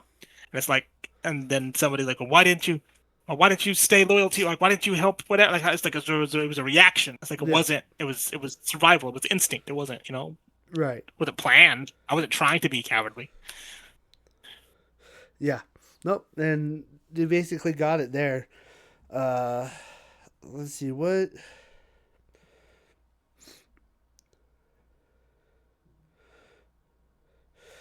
And then I made a note here, and I think it had to do with the semantic polarity of positive and negative, where he mentions that white equals positive and black equals negative, and then he mentions how that's a specifically Western thing. I wrote a note on the side that says I can't fully dismiss a definition if it doesn't align perfectly, because that I'm aware that it's not a universal thing, but I just simply have to choose a definition and go from there, Mhm. right? Just Yep. because I'm aware that there's a lot of variation with white and black depending on the situation, but like I can't. I if I can find a better definition, I'll use it. But they have very wide ranging definitions because of what they usually connect with overall. So And they're the oldest, right? Like even before red, or yeah, about the same time as red, they yeah, show up, and it's like so if colors are already huge swaths of emotional territory that are hard to navigate. yeah. It's like in the pantheon and mythologies, like you have the gods, Mm-hmm. like you have the titans, and then you have the gods, right? And then you have Brahma, right? You have the universal one, right? The mysterious all father, right? Mm-hmm. And it's like the black, the red to a lesser degree, but the black and the white, right? They're right there. The sun, the moon, like the masculine, the feminine, the yin, the yang. Like Yep. they're the firstborn of the father, like the first, like descendants of God, like God itself, so to speak. And so it's like negative, it's like positive, almost have no Right. meaning. Right. And Brahma embodies both. Mm-hmm. These are the two off splits, right? It's like the yin and the yang. And like in the yin, right? It's like in the Tao, right? In the yin, you have the white positive in the black, and you Yep. have the negative in the white, right? Because there's something intuitively that they're trying to grasp for, and they use those two colors in the symbol, right? Yeah. And I don't think that's an accident either that they use distinctively the white and the black for to depict the yin and the yang, and Yeah. one encompassed part within the other. Masculine, feminine is like negative, positive. It's like good and Mm-hmm. bad. It's like evil and it's like and so it's like in a certain sense, I want to say that distinction, negative and positive, is probably the oldest emotional distinction that we humans, that any biological, Mm-hmm. like the first amoeba probably ever had. It's like Yeah. food, positive. This thing that's chasing me and making me fear, what we might call today fear, Mm-hmm. negative, or pain, negative. All right. So pleasure, positive, pain, negative. Right. And Mm-hmm. that's the first distinction. That's like the first distinction we've like any biological system.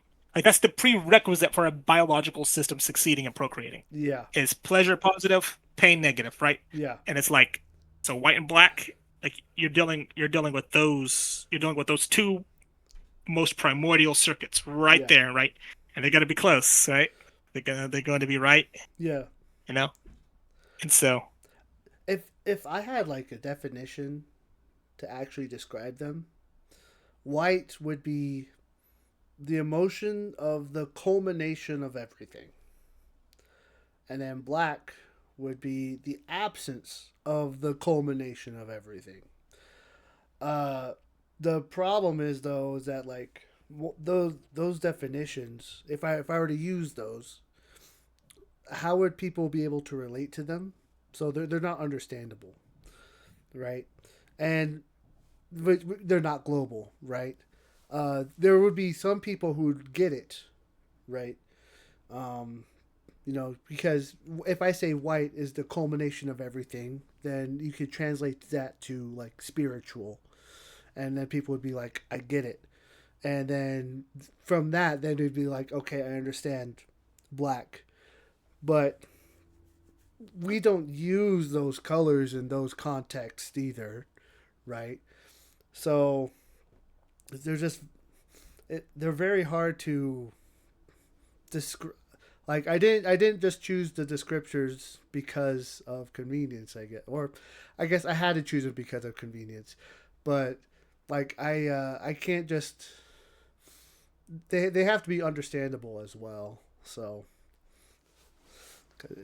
because if people can't understand it, then it then you're kind of speaking your own language, I guess. yeah, So and yep. if you're speaking your own language, then you're just a Why are you madman.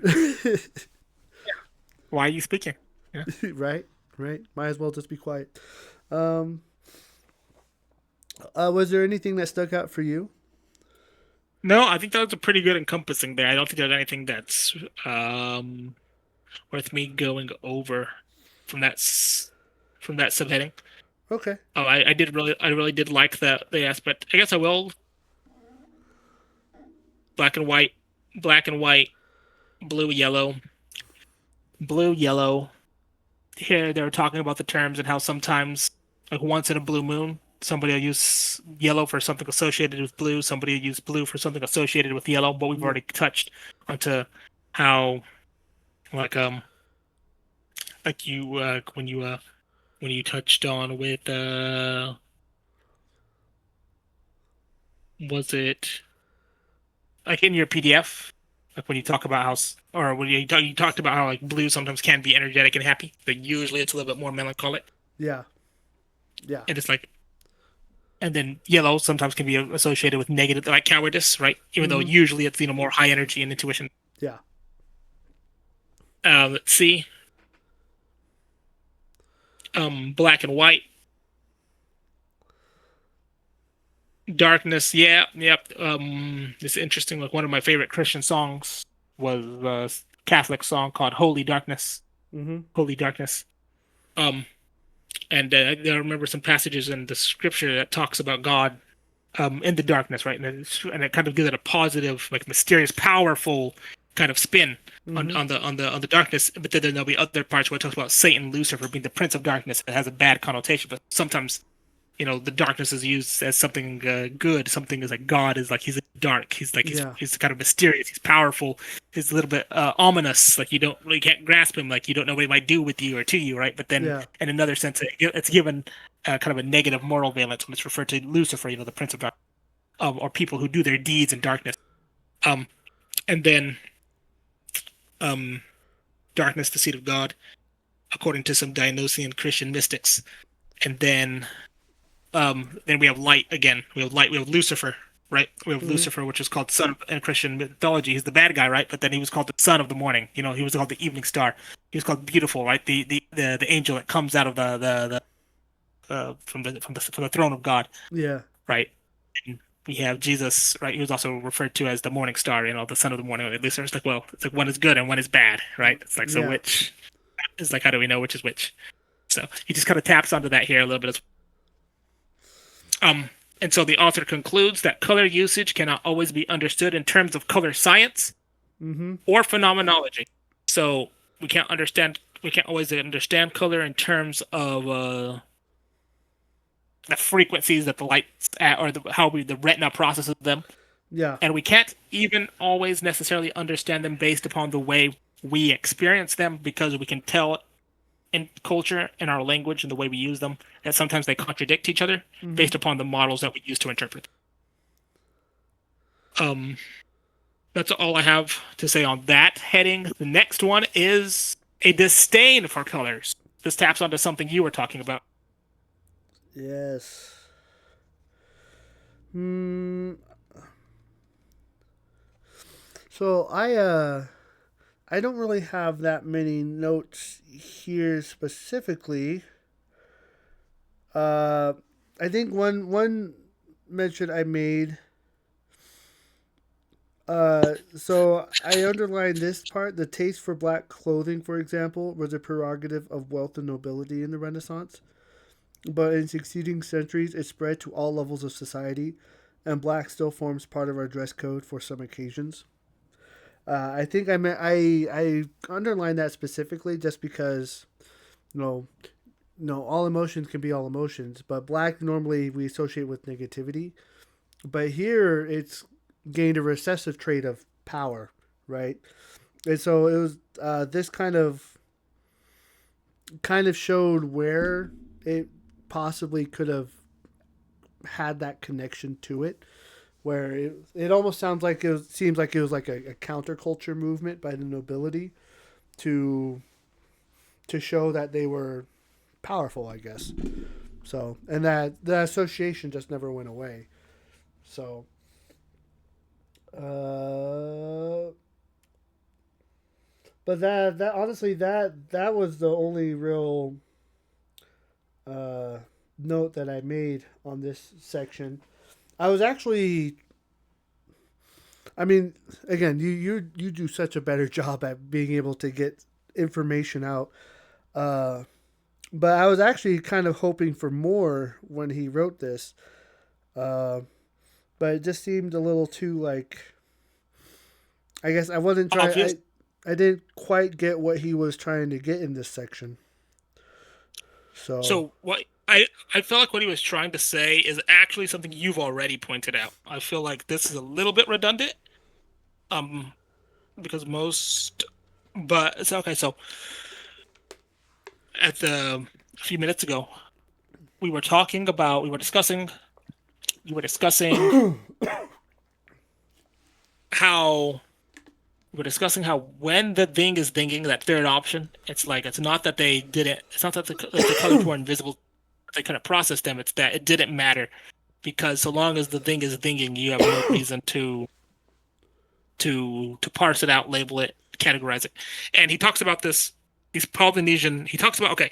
So these two researchers, right? These two Danish anthropologists, are Kuschel and T. Monberg.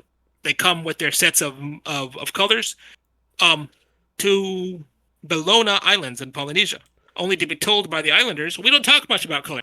But where's yeah, he at? He's in a primitive, kind of old-fashioned culture. The thing is thinking, right? yeah, They don't have refined artists. They don't have commercial interests trying to market people. They don't have scientists. They don't have whatever. Um, and yeah, so and so they come to do research. They're like, hey, what do you guys do about color? Like, how do you guys see color? How do you guys? And they're just like, color thing is thinging, man. Like, we got trees, we got berries.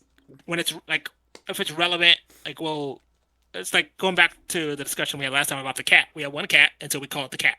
If we yeah, had two cats, we'd give a name to that cat and then a name to the other cat. yeah, And so it's like, it's like they'd be like, so suppose they have three green fruits, right?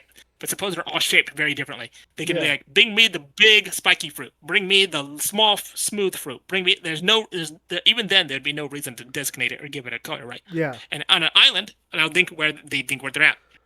They're on an island, right? Which means one or two tribes, right? Yeah. And the occasional foreigner who comes in with whatever. How relevant is color to their way of life? Almost meaningless. Right. And this is interesting because it's like the more a society develops, it's like as society grows and it's like a rising tide raises all ships. It's like I imagine evolutionarily the people who are most conscious about the shades of colors that they liked were probably like ISFPs, ESFPs, Mm-hmm. ENFPs, INFPs, right? Those four types with the with Yeah. leading FI, right? Because Probably in that no, order. yeah, quite possibly in that order. Yeah. And it's like not only are those the types that are oftentimes the most likely to be artists, Mm-hmm. right? It's like end to end, and they're also the ones that are most in tuned with their personal preferences, like and what resonates with them kind of directly. Yeah. And a rising tide raises all ships. It's like just like nowadays in society we have so much there's so much more that the modern person is capable of than our ancestors were 10,000 years ago. Like I imagine that like an ENFP or an ESFP now has a higher TI than an INTP did 10,000 years ago because it's just kind of infused into culture and society and in Yeah. some sense in our epigenetics, right? And so it's I'm INTP, right? I'm INTP, but because of the society I was raised in, very individualistic, always Mm-hmm. asking, "What's your favorite color?" It's like, "What do you think about this color? Do you like about this?" It was something my attention focused in on early to the point that I actually have preferences, color Yeah. preferences. But think of somebody with a in a different culture with FI where I have it, right? It would be like they want to give a damn, and Right. so Right. and so it's like my FI is higher for being in a culture in which FI is higher, right? Yeah. And so Polynesian island, fewer people, lower tides of all functions, Mm-hmm. fewer problems, simpler language. Yep. It's like, and yes, people are going to have preferences, but think of how many objects they're really going to have the luxury to choose from that are realistically going to be a different color. Maybe a Right. few pieces of clothing if they're rich enough. So the thing is thinking no reason for them really to focus a great deal on color here in this Yeah. context. Um, and it's like intellectual awareness, emotional awareness, that all rises as a society becomes more sophisticated and we have more time to talk about each other's experiences, to Mm-hmm. write things down, more luxury time, less time on survival. It's like we get to become more world aware, which is science, and then more self aware of our own emotions, right? Yeah. Um, and it's like this level this society still hasn't quite they're at a lower level of I guess sophistication. Yeah. So Interesting. to So me, it's almost like a measure. It's almost like a measure of the collective unconscious, right? Like something that you've been mentioning about, right? So like if you don't have I guess the ability to track colors is almost like a gauge of where society is in the collective unconscious, right? yeah, I think so. I think So so. Yes, yes, yes, and that was something I wanted to get around to eventually yeah. because I'm noticing that different societies, it's like Western societies, like according to, and I guess I should start adding a little bit more context for people who are watching this who might not come from LC Yeah. background. Um, is in Ken Wilber's levels of awareness, societies that are most commonly refer societies and people and individuals that are most commonly referred to as being in a level 4, strong level 4 bracket. It's like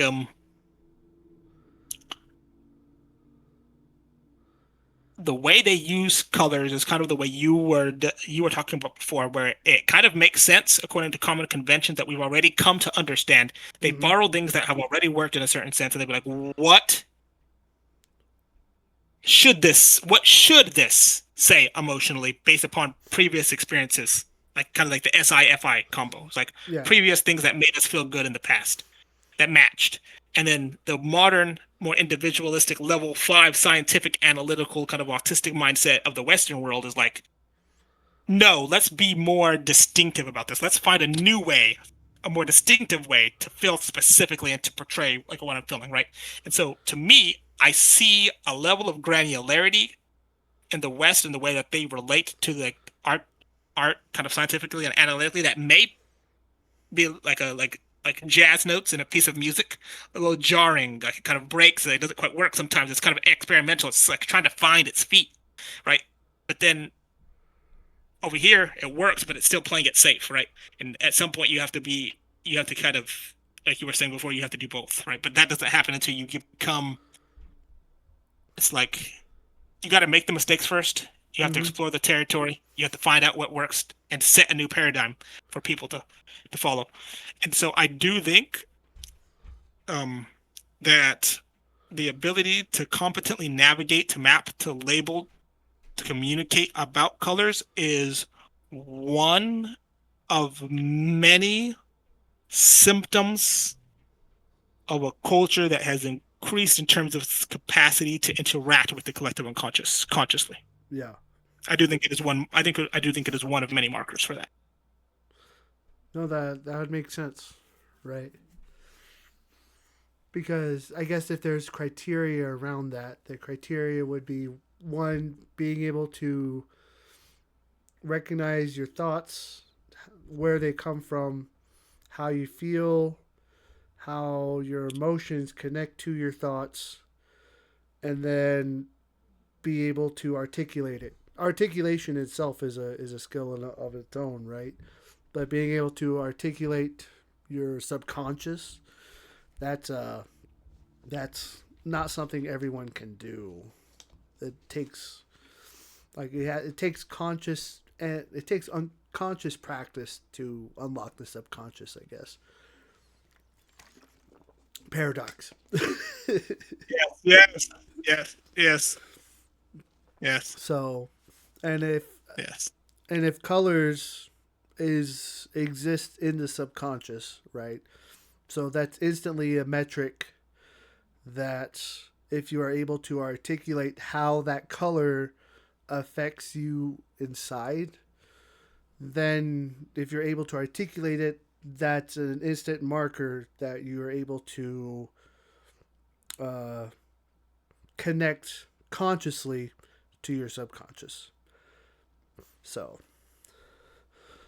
and if everyone can do this, then that means that's a marker of the collective unconscious. Yep.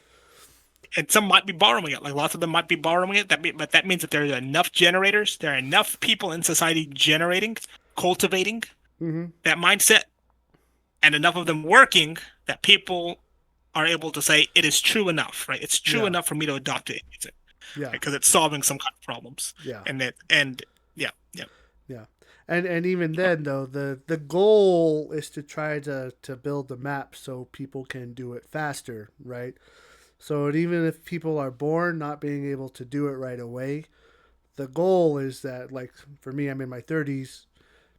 For someone in their teens or even as a child, what's the end goal is to be able to connect their conscious thoughts to the subconscious a lot quicker so that they are more well rounded quicker, right? And so Hmm. you have to be able to set a roadmap to be able to do that quicker.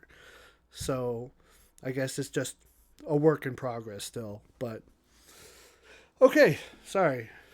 Had to get Yeah, no, had to get that off my head. It's now recorded. yeah, no. Yes. Yes.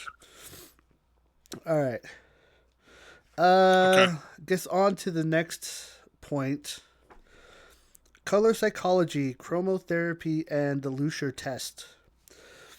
So he first mentions about a French psychologist, Charles Ferrer, in the 1880s. He found that red light had the most stimulating effect and violet had the most calming. I just mentioned that that's basically just frequency. My theory about why that is because technically blue is more energy and red is lower energy.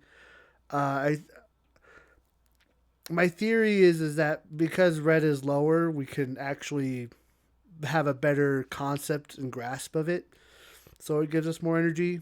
When things are too static or there's too much going on, it kind of forces us to try to slow down. That's just a theory, though, I guess. Um, it's kind of paradoxical, right? Because you think that the more energy, the more exciting something would be, but there are limits, right? If we are exposed to too much stimuli, it actually forces us to slow down, right? To try to take it all in. So I think that's kind of what blue is doing is that it's too much energy, so it forces us to slow down and try to process it. So Hmm. it's a it's a theory. I can't prove it. I don't have a lab, so It's called abductive. I think they call that abductive reasoning when you theory argument to the best explanation based on the set of data and the assumptions that we're working with. yeah. And I and it sounds like an analogy. Again, be like like your our internet connection, for example. Like if I opened up like 17 tabs and I turned on a video game, right, and I turned on something else, it's like eventually like the amount of input that my computer would be processing would be so much that it'd be compelled to slow down. Mm-hmm. And on our bodies are kind of the same way. It's like if you put in so like it's like the flicker freezing threshold. It's like we can only see so much before our eyes are compelled to like slow down the motion of the hands, right? So it can register it. Yeah. Um, sounds, everything. Like we have, there's a threshold Yeah. beyond which we can no longer. And it's like there's such a thing as being overstimulated, right? Too much sound, too much Mm-hmm. noise, too much activity, too much movement, and our body's just like, okay, this. So, so I'm gonna put a pin in that because we might not be able to get any closer than that. But as we go through this book and we have more experiences, we might find You might have better more reasons. Yeah, create better or stick to theories. that one. Yeah. Yeah. Uh, let's see. What else did I mention?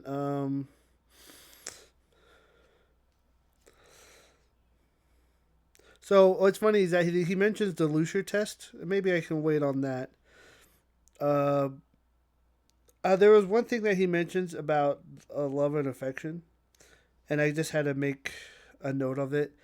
Um, love and so he makes a mention about how in the Lucier test, thus blue, which Lucier, like most modern psychologists, has identified as the most widely preferred color among Europeans, is held to be concentric, passive, sensitive, perceptive, unifying, and so on, and thus to express tranquility, tenderness, and love and affection.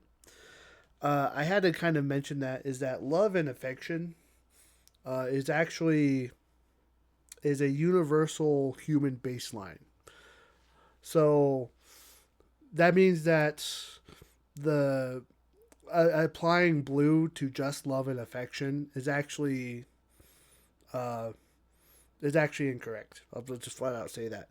So blue doesn't automatically denote love and affection, because for example, blue can denote absence, right, which would then go to sad, which would connect with sadness. Love and affection is a universal human baseline based on biology. On we need connection, right, and we need familiarity. We need to be with others, right. So that's one of those moments where it's important to separate the nuances of between what the color is doing and why, and where what our body is doing and what our brains want. So, uh, just thought that was an interesting point, man. And then let's see what you have next, and then I'll talk about the Lucier test after that Okay. because I did do the Lucier test afterwards. So just to see what it said. Okay, I was very interested in this leisure test aspect, so I guess I'll touch. So do you want me to touch on this and then go to high culture, popular culture, and then we Well, end on the leisure test for the day? is the well, no, oh, that's the last section. Well, I guess, no, I want to talk more on the Lucier test, but I guess if you had anything else you wanted to say before I talk about Okay. the Lucier test. All right. All right. Yes, I suppose I do. So I agree with you. I agree. I've been thinking about love a lot recently, like on all of its different manifestations and avatars, Mm-hmm. and the conclusion I've come to is that God, right, is love, Mm-hmm. right? God is love. Reality is love. And we humans, right, we are God. We are part of God. We're the Ouroboros, right? And the children of the Ouroboros, right? And I believe that love, in a certain sense, is that primordial FI, right? Yeah.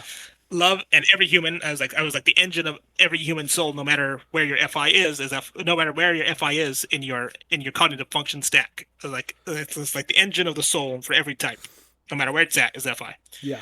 Um, Yeah. and FI is, and we've had this discussion several months ago, where we're talking about it's like you have we have attention. We have attention. Like every human has attention, and every human has attention that it focuses a little bit on different aspects of the world of reality. Some people focus on color theory. Some people focus on finding making money. Some people focus on cars. Some people Mm-hmm. focus on airplanes. Some people focus on science. Some people focus on religion. Some people focus on religion and science. Right? And it's like the confluence of all of those different all those different it's like okay, so okay, in the universe we have,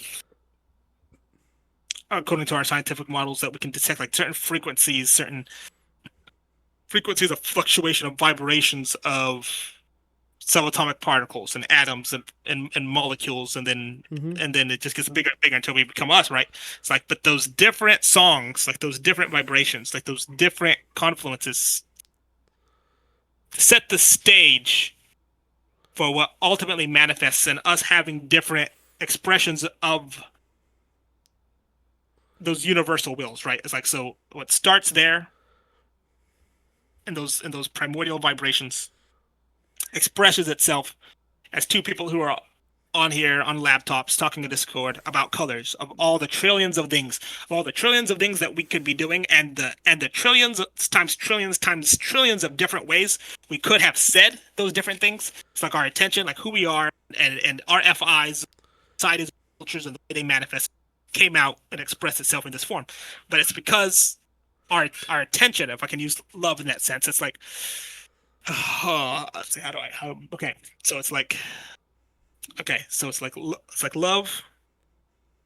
God is love. Like love is reality. Like love is truth, right? You have all those sages, the science, the prophets, the religious teachers, everybody, right? They talk Mm-hmm. about love, and it's like, well, what kind of love? It's not the eros. It's not the friend. It's not the agape. You said you were talking about the part about how it's fundamental, right? It's fundamental to being human, and I think it's fundamental, not just to being human, not just to being an animal, but to the universe being the universe, right? Because it's like the universe. It's like it's like love, like agape, so to speak. It's like the willingness to take another, like as yourself. It's like expanding your sense of self to become broader and broader and broader, like more out to take more and more things under the umbrella of I am responsible for, or this is Yeah. mine, or I take your well-being into consideration. It's like in narcissism, selfishness is exactly the opposite. It's like you keep taking that sense of I, that sense of ego, that sense of who I am, and you keep wrapping it tighter and tighter around yourself like a cloak on a cold day, right? And so, as like, but even if you become like the most narcissistic person on the planet, just full on black red energy and nothing else, it's like you Yeah. still love yourself. You still love survival. You still want pleasure and to avoid pain, however you define that. That love, that for you at least love. It's like the universe. Let's suppose like the universe is this whole piece of paper. And as a narcissist, you only love this little part right here that you identify as yourself. That's it, nothing else. But, right, that's still God. That's still the universe. That's still a part. That's still, right?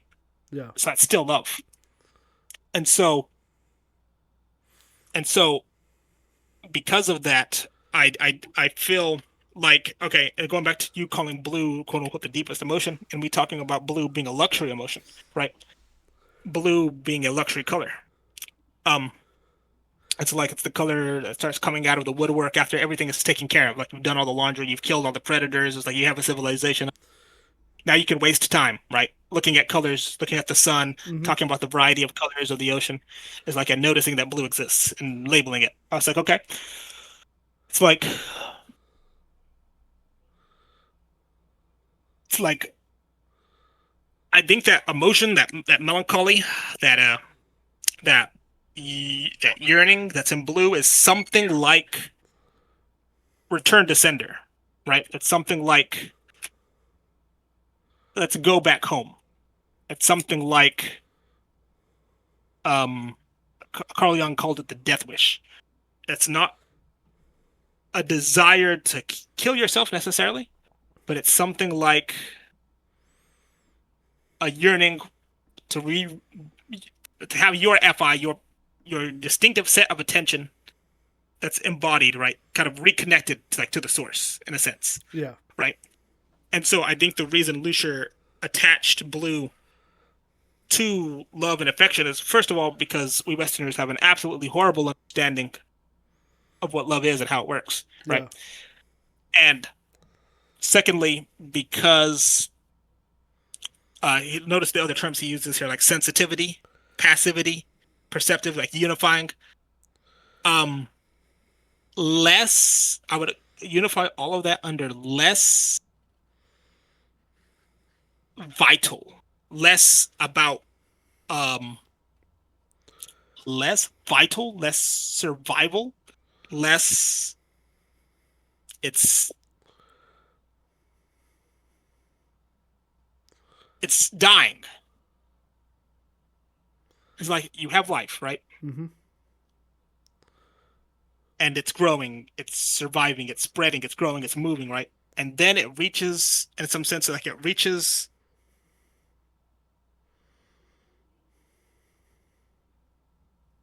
It's like it reaches the point and says, "What next?" And it's like nothing next. Let's return to center. There's nothing left. Let's go home, Yeah. right? And it's so it's almost um like it's almost like it's getting close to full circle in a sense. Like like life comes out and then it goes, it begins, and then it begins to die in a sense, in the sense that it begins to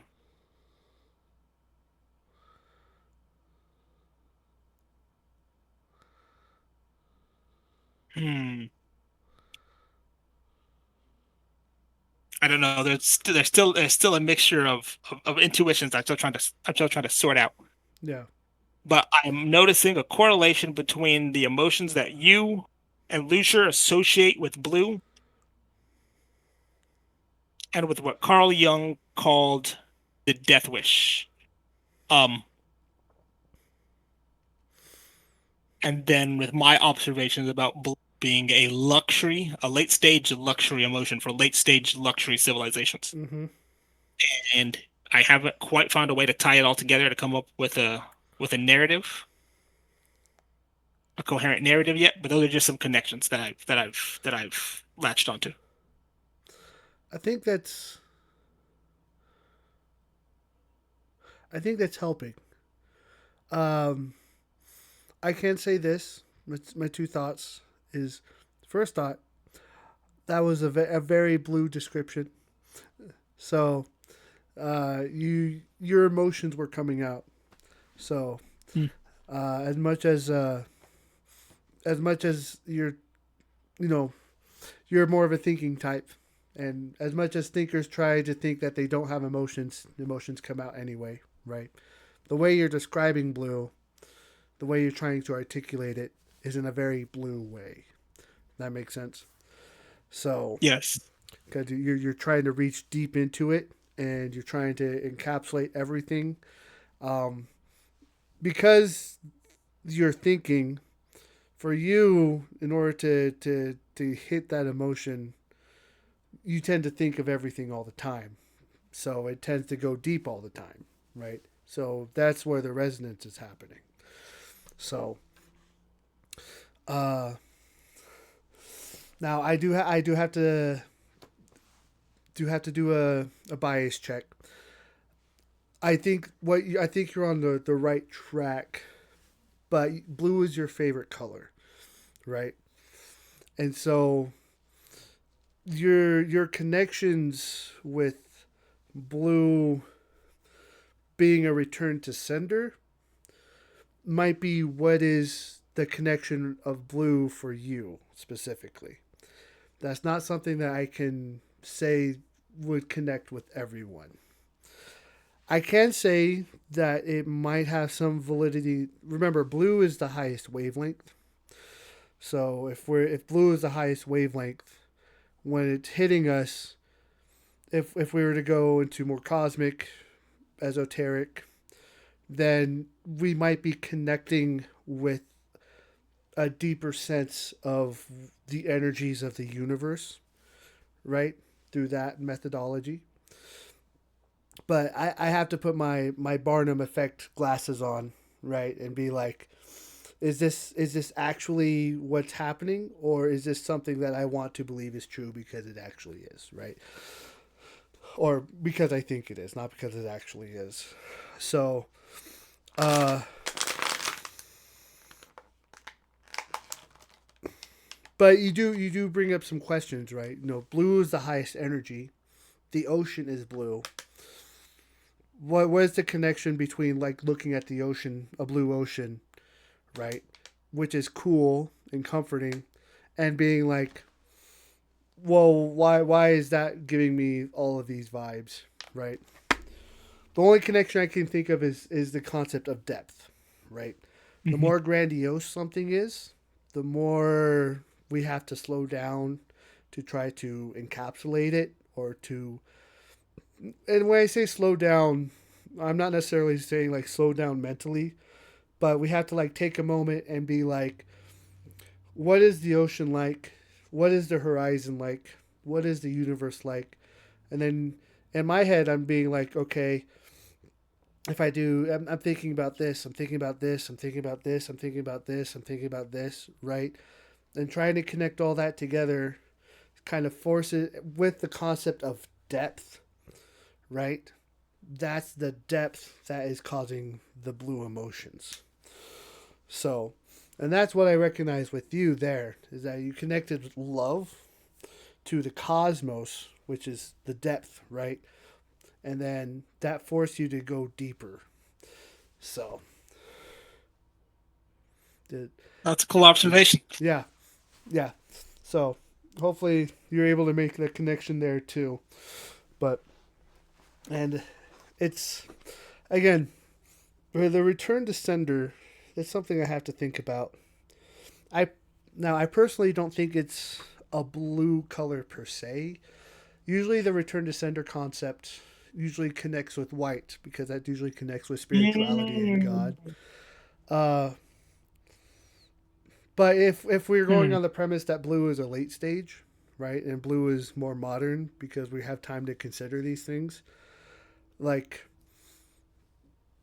I can get in the concept that maybe in a humanistic way where we're going through life when the return to sender concept of like death happens and you know when we're born we're going to die and that's very sad and that's very depressing, so that can shift our thoughts blue because the concept of death is a deep concept because death hits our emotions very deeply.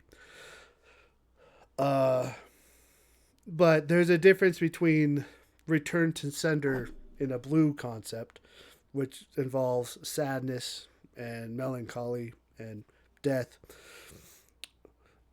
and return to sender in a white sense, which is like unification, or not necessarily unification, but God, spirituality, and light, right?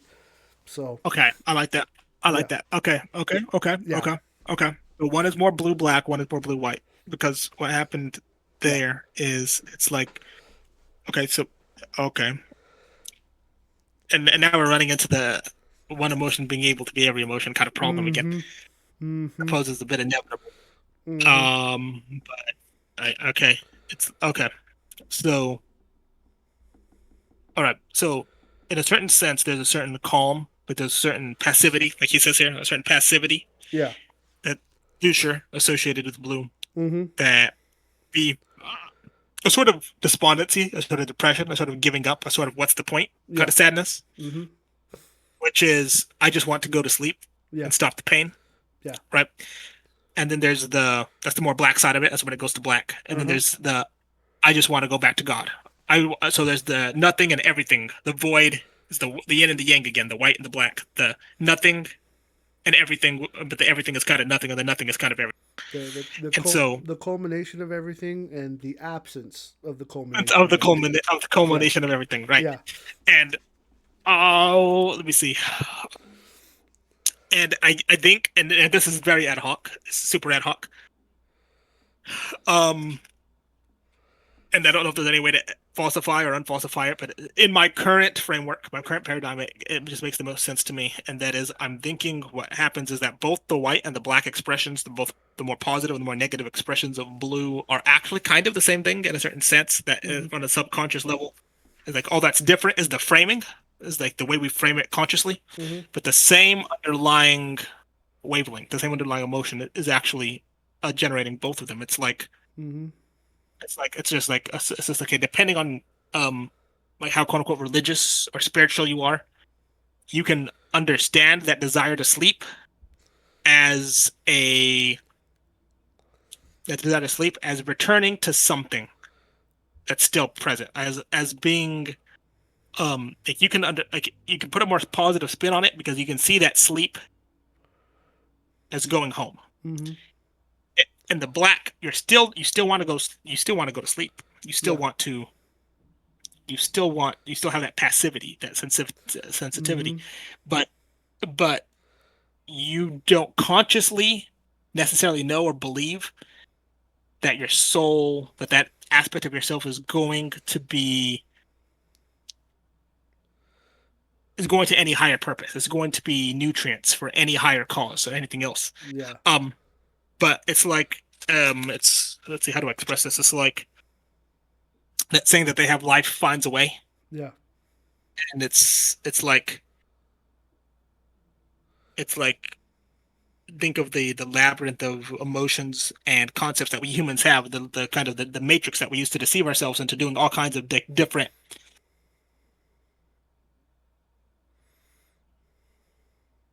Hmm,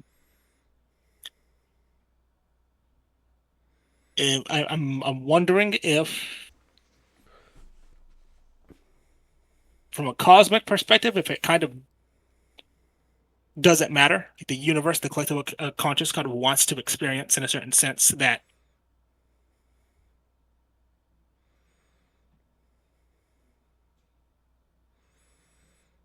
both the white and the blacks, in a certain sense, is quote unquote a return to sender. It's just the white believes that there is a sender, and the black doesn't. The white is like, If I were to sum it up, white would be you're going home. Black would be you're leaving home. So they're both already return to sender. But you're right about the framing, right? Because if you're going home, you're going to the place that you're meant to be. You're going to a place of comfort, of love, of connection. If you're leaving home, which would be here, you're losing the place of comfort. You're losing the connection. You're losing the peace. So it, could white be, I'm going home, black be, there is no home. there can And be so the peace comes from being like, sleep is my home, or non-consciousness, or there can be. I'm trying to take out the religious context if I can. uh, uh, So if black is saying there is no home, that's assuming that black is atheist, right? And so, uh, and if you're saying that you're atheist, that means that you are anti. you're not necessarily anti-theist, but you don't believe in God. And just having the saying that I don't believe in God or I don't believe that there is an afterlife, that's a religious context. If I just say if I'm going home and I'm leaving home, because they're basically opposites, we're already doing the yin yang. They're reflections of each other. I don't have to create that possible, all those possible connections, right? Because I can just Okay. compare them to each other. So It's more universal. It has broader the applications. global. It's more, yes. All but right. I like it. you All right. are right. There is no home is a possible downside to black. Um, but when you say there is no home on the other side, you're also in another way saying that you're leaving home because you say that here is home already. So, uh, but remember, think of all the possibilities I literally ran through in just 2 seconds right there. Yeah. Right? Like, Yep. so Yep. I just overanalyze everything to nonsense. So, Well, I enjoyed it. Always do. So, all right, uh, but that, anyways, so not to distract you any further. yes. So those were just my thoughts on that aspect of the leisure test. Okay. Okay. Um, what are No, no, yours? and thank you for sharing that. That was. It's always interesting. It's always. This has been a very great chapter reading. I think. So, we've gotten into a lot of interesting subjects and topics. All right. The Lucier test. So let's talk about that real quick. I did try the Lucier test. Did you try it by chance? Or I did not. okay. So when I tried the Lucier test, and they mentioned that it has a lot of criticism here. What I found to be wrong with it. So what it does is that they have 8 colors that are pre-picked for you, right? And it actually does a similar thing. It says, "Hey, pick the 2 that are your favorite, and then just go in order of what colors you think would be best." Right? And then it has you do that 2 times, right? And it tries to tell you that don't care about, just try not to think about it, just kind of do it what feels best for you, which makes sense. I do the same thing, but I wrote down the main issue with it. So because it has a premeditated box of what the personality traits would be in what order. When I was taking the test, it forced me to pick options that I didn't really want to pick, right? So I think one of them was like brown. Like in no context would I really enjoy brown. One of them was black. One of them was red, green. Like they had some general ones. They had gray. Gray, I'm not like particularly fond of or care for. So the problem with it's basically assuming because they're doing it to where it forces you to pick colors that you don't necessarily agree with. One, it's assuming that you like them because you pick them in a certain order. But second, it it's not going to match how you actually feel because you're just picking something that it's forcing you to pick, right? So it's kind of like it goes back into the box problem, right? The more you try to put things in boxes, the less people are going to fit into that box, right? It's a problem with MBTI, socionics, right?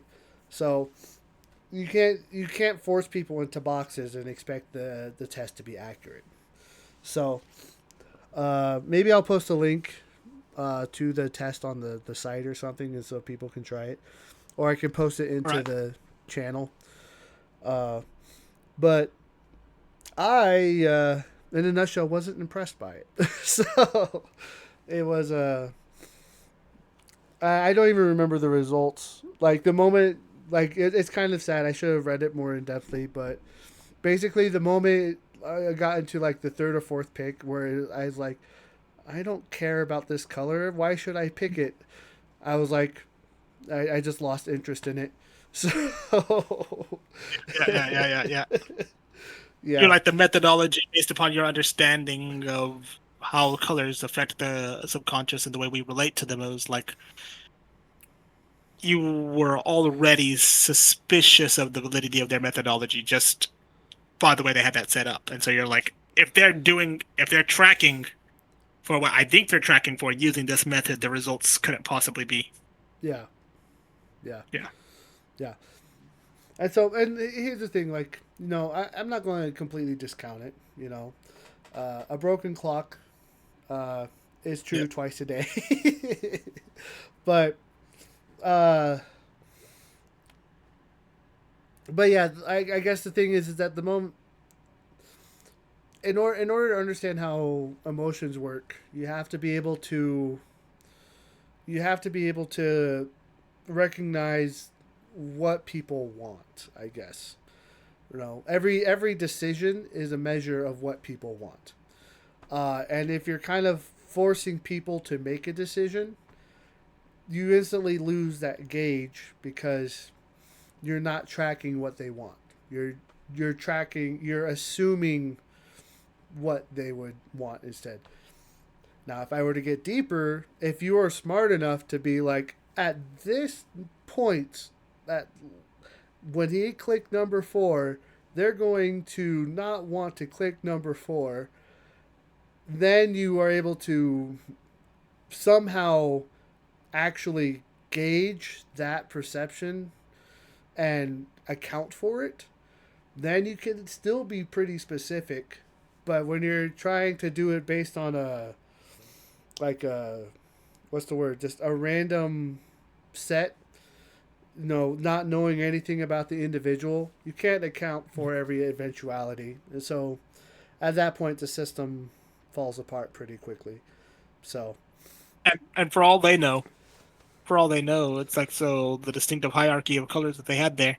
For all for all they know, the only two colors you actually liked were the first two you chose, and then you actively disliked every other color, but there's no way to account for it's like right, right. maybe you liked the first five, but then you hated the last three. They don't know that, you know. Yeah, Maybe you liked all but the last one, right? And so that's just it's just no it's yeah, not a particularly yeah. good set without more So, context. yeah. So, not a good system. Don't recommend. But it's still fun. Okay. Personality tests are fun. What do you think about his observations about orange and red there? Orange and red. Yep, right under his description of blue. Active, offensive, aggressive, autonomous, and competitive. Uh, and hence expressive of desire, domination, and sexuality. Sexuality is technically universal, uh, but when it's lumped with aggressive, domination, desire, offensive, yeah, like it would. A person who likes like the warm colors are more likely to be more assertive and wanting to be passionate with their lover. Does that make sense? Yep. So yeah, sexuality is technically universal. Uh but if you're a doer, you're going to be more sexual. So I didn't necessarily think that one was as offensive as the love and affection of the blue. Uh, but I do, if I were to be nitpicky, domination, that's more red coated, less orange coated. Desire, that's more that's that's orange red, but they do it differently. So, uh, competitive, that's orange and red, but how they feel about it emotionally is different. Orange is competitive because they like the feeling of being competitive. Red is competitive because they are trying to win. So similar goals, but different motivations. Uh, autonomous. Yeah, the I would say that's more red driven than orange driven. But red is like red is more narcissistic. Orange is more I just want to do the thing, so I'm going to be independent. So, but at the same time, orange if orange is in the middle of a group, like I associate orange with an SE function, right? And SE Yeah. doesn't necessarily mean like doesn't automatically mean you're going to be outgoing, but if you're in an environment like that creates the most sensations, well, you're going to be more likely to be outgoing. Kind of the same thing with autonomous, right? It's like, yeah, if it creates a scenario where you're more individualistic to get more of that sensation, then that's what orange will be, but it's not guaranteed. Aggressive, that's more red. Orange can be aggressive, but it's a different kind of aggressive. Offensive, active, eccentric. Yeah. Uh, yeah, orange red wasn't as offensive, but so I didn't really touch on it as much. I would say eccentric is more orange coated than red coated. Just again, they do different things. Orange is going to be more spontaneous, and so they're going to be seen as more eccentric. Red is more goal oriented, so they're going to be doing different things, but because they're goal oriented, it's going to be more permissible by society. So That that's that why. that Hmm? that has an interesting correlation to, again, the Ken Wilber's model, Yeah, all quadrants, all levels, because I think level 5, the more individualist, is I think in most presentations that I've seen, I think it's orange. really. So level 3 is red, and then level 5 should be orange, which maps onto a lot of the specific descriptors that you were using to describe the more do the thing, more feel the feel, more individualistic, and more acceptable by society standards rather than the red emotions Yeah, that you were yeah. describing. So that's why I found that kind of interesting. Hmm. Interesting. Interesting. Yeah, I'll have to look into that again. I still think that the chakra system has is what lines the chakra system and levels. I think that probably lines up the most closely I've seen so far. Um, Amazingly, so which is kind of fascinating. But yeah, I actually I need to read that book again just because it's been a while. I tried to read it. I tried to audiobook it, and I got through most of it, but I was kind of glazing through a lot of it. So I need to read through it again. Which book? Ken Wilber's Theory of Everything. Ken Wilber's. Okay. Yeah, yeah. So, and there were some points that I did remember back then, but I don't know. I'm just enjoying just knowing the general information. So, Yeah. I don't need to be a master of everything. So,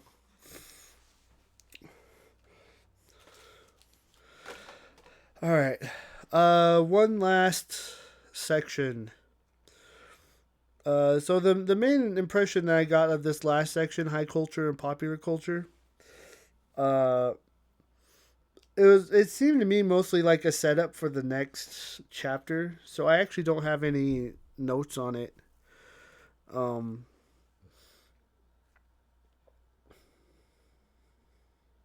is there something that you might have picked out in the last section? Just a little bit. My note there is very small, and that Yeah. is he asks a question that he asked kind of at the start when we ran into the problem of nature and nurture, and Mm-hmm. he's doing the same thing again here, kind of recapping in a certain sense. So okay, so the one I wrote down here is he asked, "What is culture? Who defines culture? Why is color sometimes seen as a mark of unity? Why is it sometimes seen as a mark of diversity?" Like color names. after things and artists, often bearing little resemblance to our perception of those same colors. And then he notes at the very end that, do you remember that diagram that we looked at before, where he labels colors different hues and different shades, and then Mm-hmm. but the picture here is actually in just all black. If we can see that, it's too bright. Oh yeah, Uh, I got it. Yeah, it's just I know black and which one white. you're talking about. Yeah. Yeah, and so they describe colors, then they actually depict them in shades of black and white, and people are supposed to be able to look at the hues and be like, "Oh, I get it," right? Yeah. Um, and so the two things that he said on this chapter that I found to be the most interesting was um was he's asking, because he notes that for sometimes the peasants would start wearing certain colors and it would make it up to the nobility. Sometimes Yeah. the nobility would start using certain colors and it would make it down to the peasant. Sometimes it never crossed that barrier, right? And it just stayed low class or high class. Mm-hmm. Um, for example, gold was always kind of high class. Very rarely made it down to the lower classes. Mm-hmm. And I would say maybe earth tones were always low class to the higher classes, right? Right. But even then, if I look across culturally, it might not be the case. Um, if we remember in the last heading, he talks. The observation that we made about black was, it was transcultural. It was both the aristocracy in Europe and Asia. They both did it independently. Yeah. They made the same move. They made the same move. And so he's asking those questions. He's like, what part does culture play in the influencing the movement and our perception of colors and the way Mm-hmm. we relate to them? And again, this goes back to the discussion we had on black and white, is and colors in general. Some people see these colors as an act of unification. Think of the LGBT community and their use of the rainbow, right? That was Yeah. meant to symbolize unity of diversity, right? Kind of Yeah. taking everything under an umbrella. It's like where we have one visual experience that is a diversity of things, but has a singular categorized identity, right? Yeah. And he notes that throughout the history of colors, that there are some people who are like uh they use colors to depict unity, right? And then there are other people who use colors to depict diversity. Yeah. It's like all the different colors of whatever. It's like, well, which is it? Is it unity or diversity? Is it high status or low status? Is it good or is it bad? Is it like how do we know? This goes back because if you remember, he opens up this chapter talking about echo, about echo, and talking about echo's idea that the way we relate to colors is predominantly linguistic and cultural. And his pushback to that was we see so many different contradictions in the way that we explicitly and consciously interact with colors and symbols in general. And right Yeah. here, high culture and popular culture, he's rehashing that point. He's like, it's all over the board. He's like, how do we make sense of all of this? We got high class, low class. We have red meaning this and red meaning this and blue Mm-hmm. meaning this and blue. And that's kind of where he ends this, is with that question. Yeah. He was like, if we can even have color wheels that are depicted in black and white and people are able to look at that and make sense of it, what's going on? Yeah. And that's the question. Okay. He ends chapter 2 on. All right, and then after that, the next chapter will be color in art and its literature. Yes. Fascinating. I'm just taking a quick look at it, just seeing the subheadings. Okay, this is going to be. I think this chapter is when he's going to start getting into the meat of it. So, because I'm seeing that some of these headings are a little longer than the other ones. We'll have to take this next one in 2 bites. Probably. This is the biggest. This is bigger than the other chapters. This next one is 33 pages. Ooh. 33 pages is so on page 3, on chapter 3 here. Yeah. We're at page 30. We're at page 34 if we include the introduction. Yeah. So this will be as large as the previous 2 chapters combined, which means I think it's only I think it's probably more responsible for us taking it 2 bites rather than one. Oh yeah. It's ironic because apparently he has a part two after that called "Color and History: Relative and Absolute." Okay. Oh, you're right. He does. Dag, yo, this is gonna be great. All right. Well, fantastic. Well, what do you think? Any general thoughts? Any concepts, desires, motivations? Final words? Oh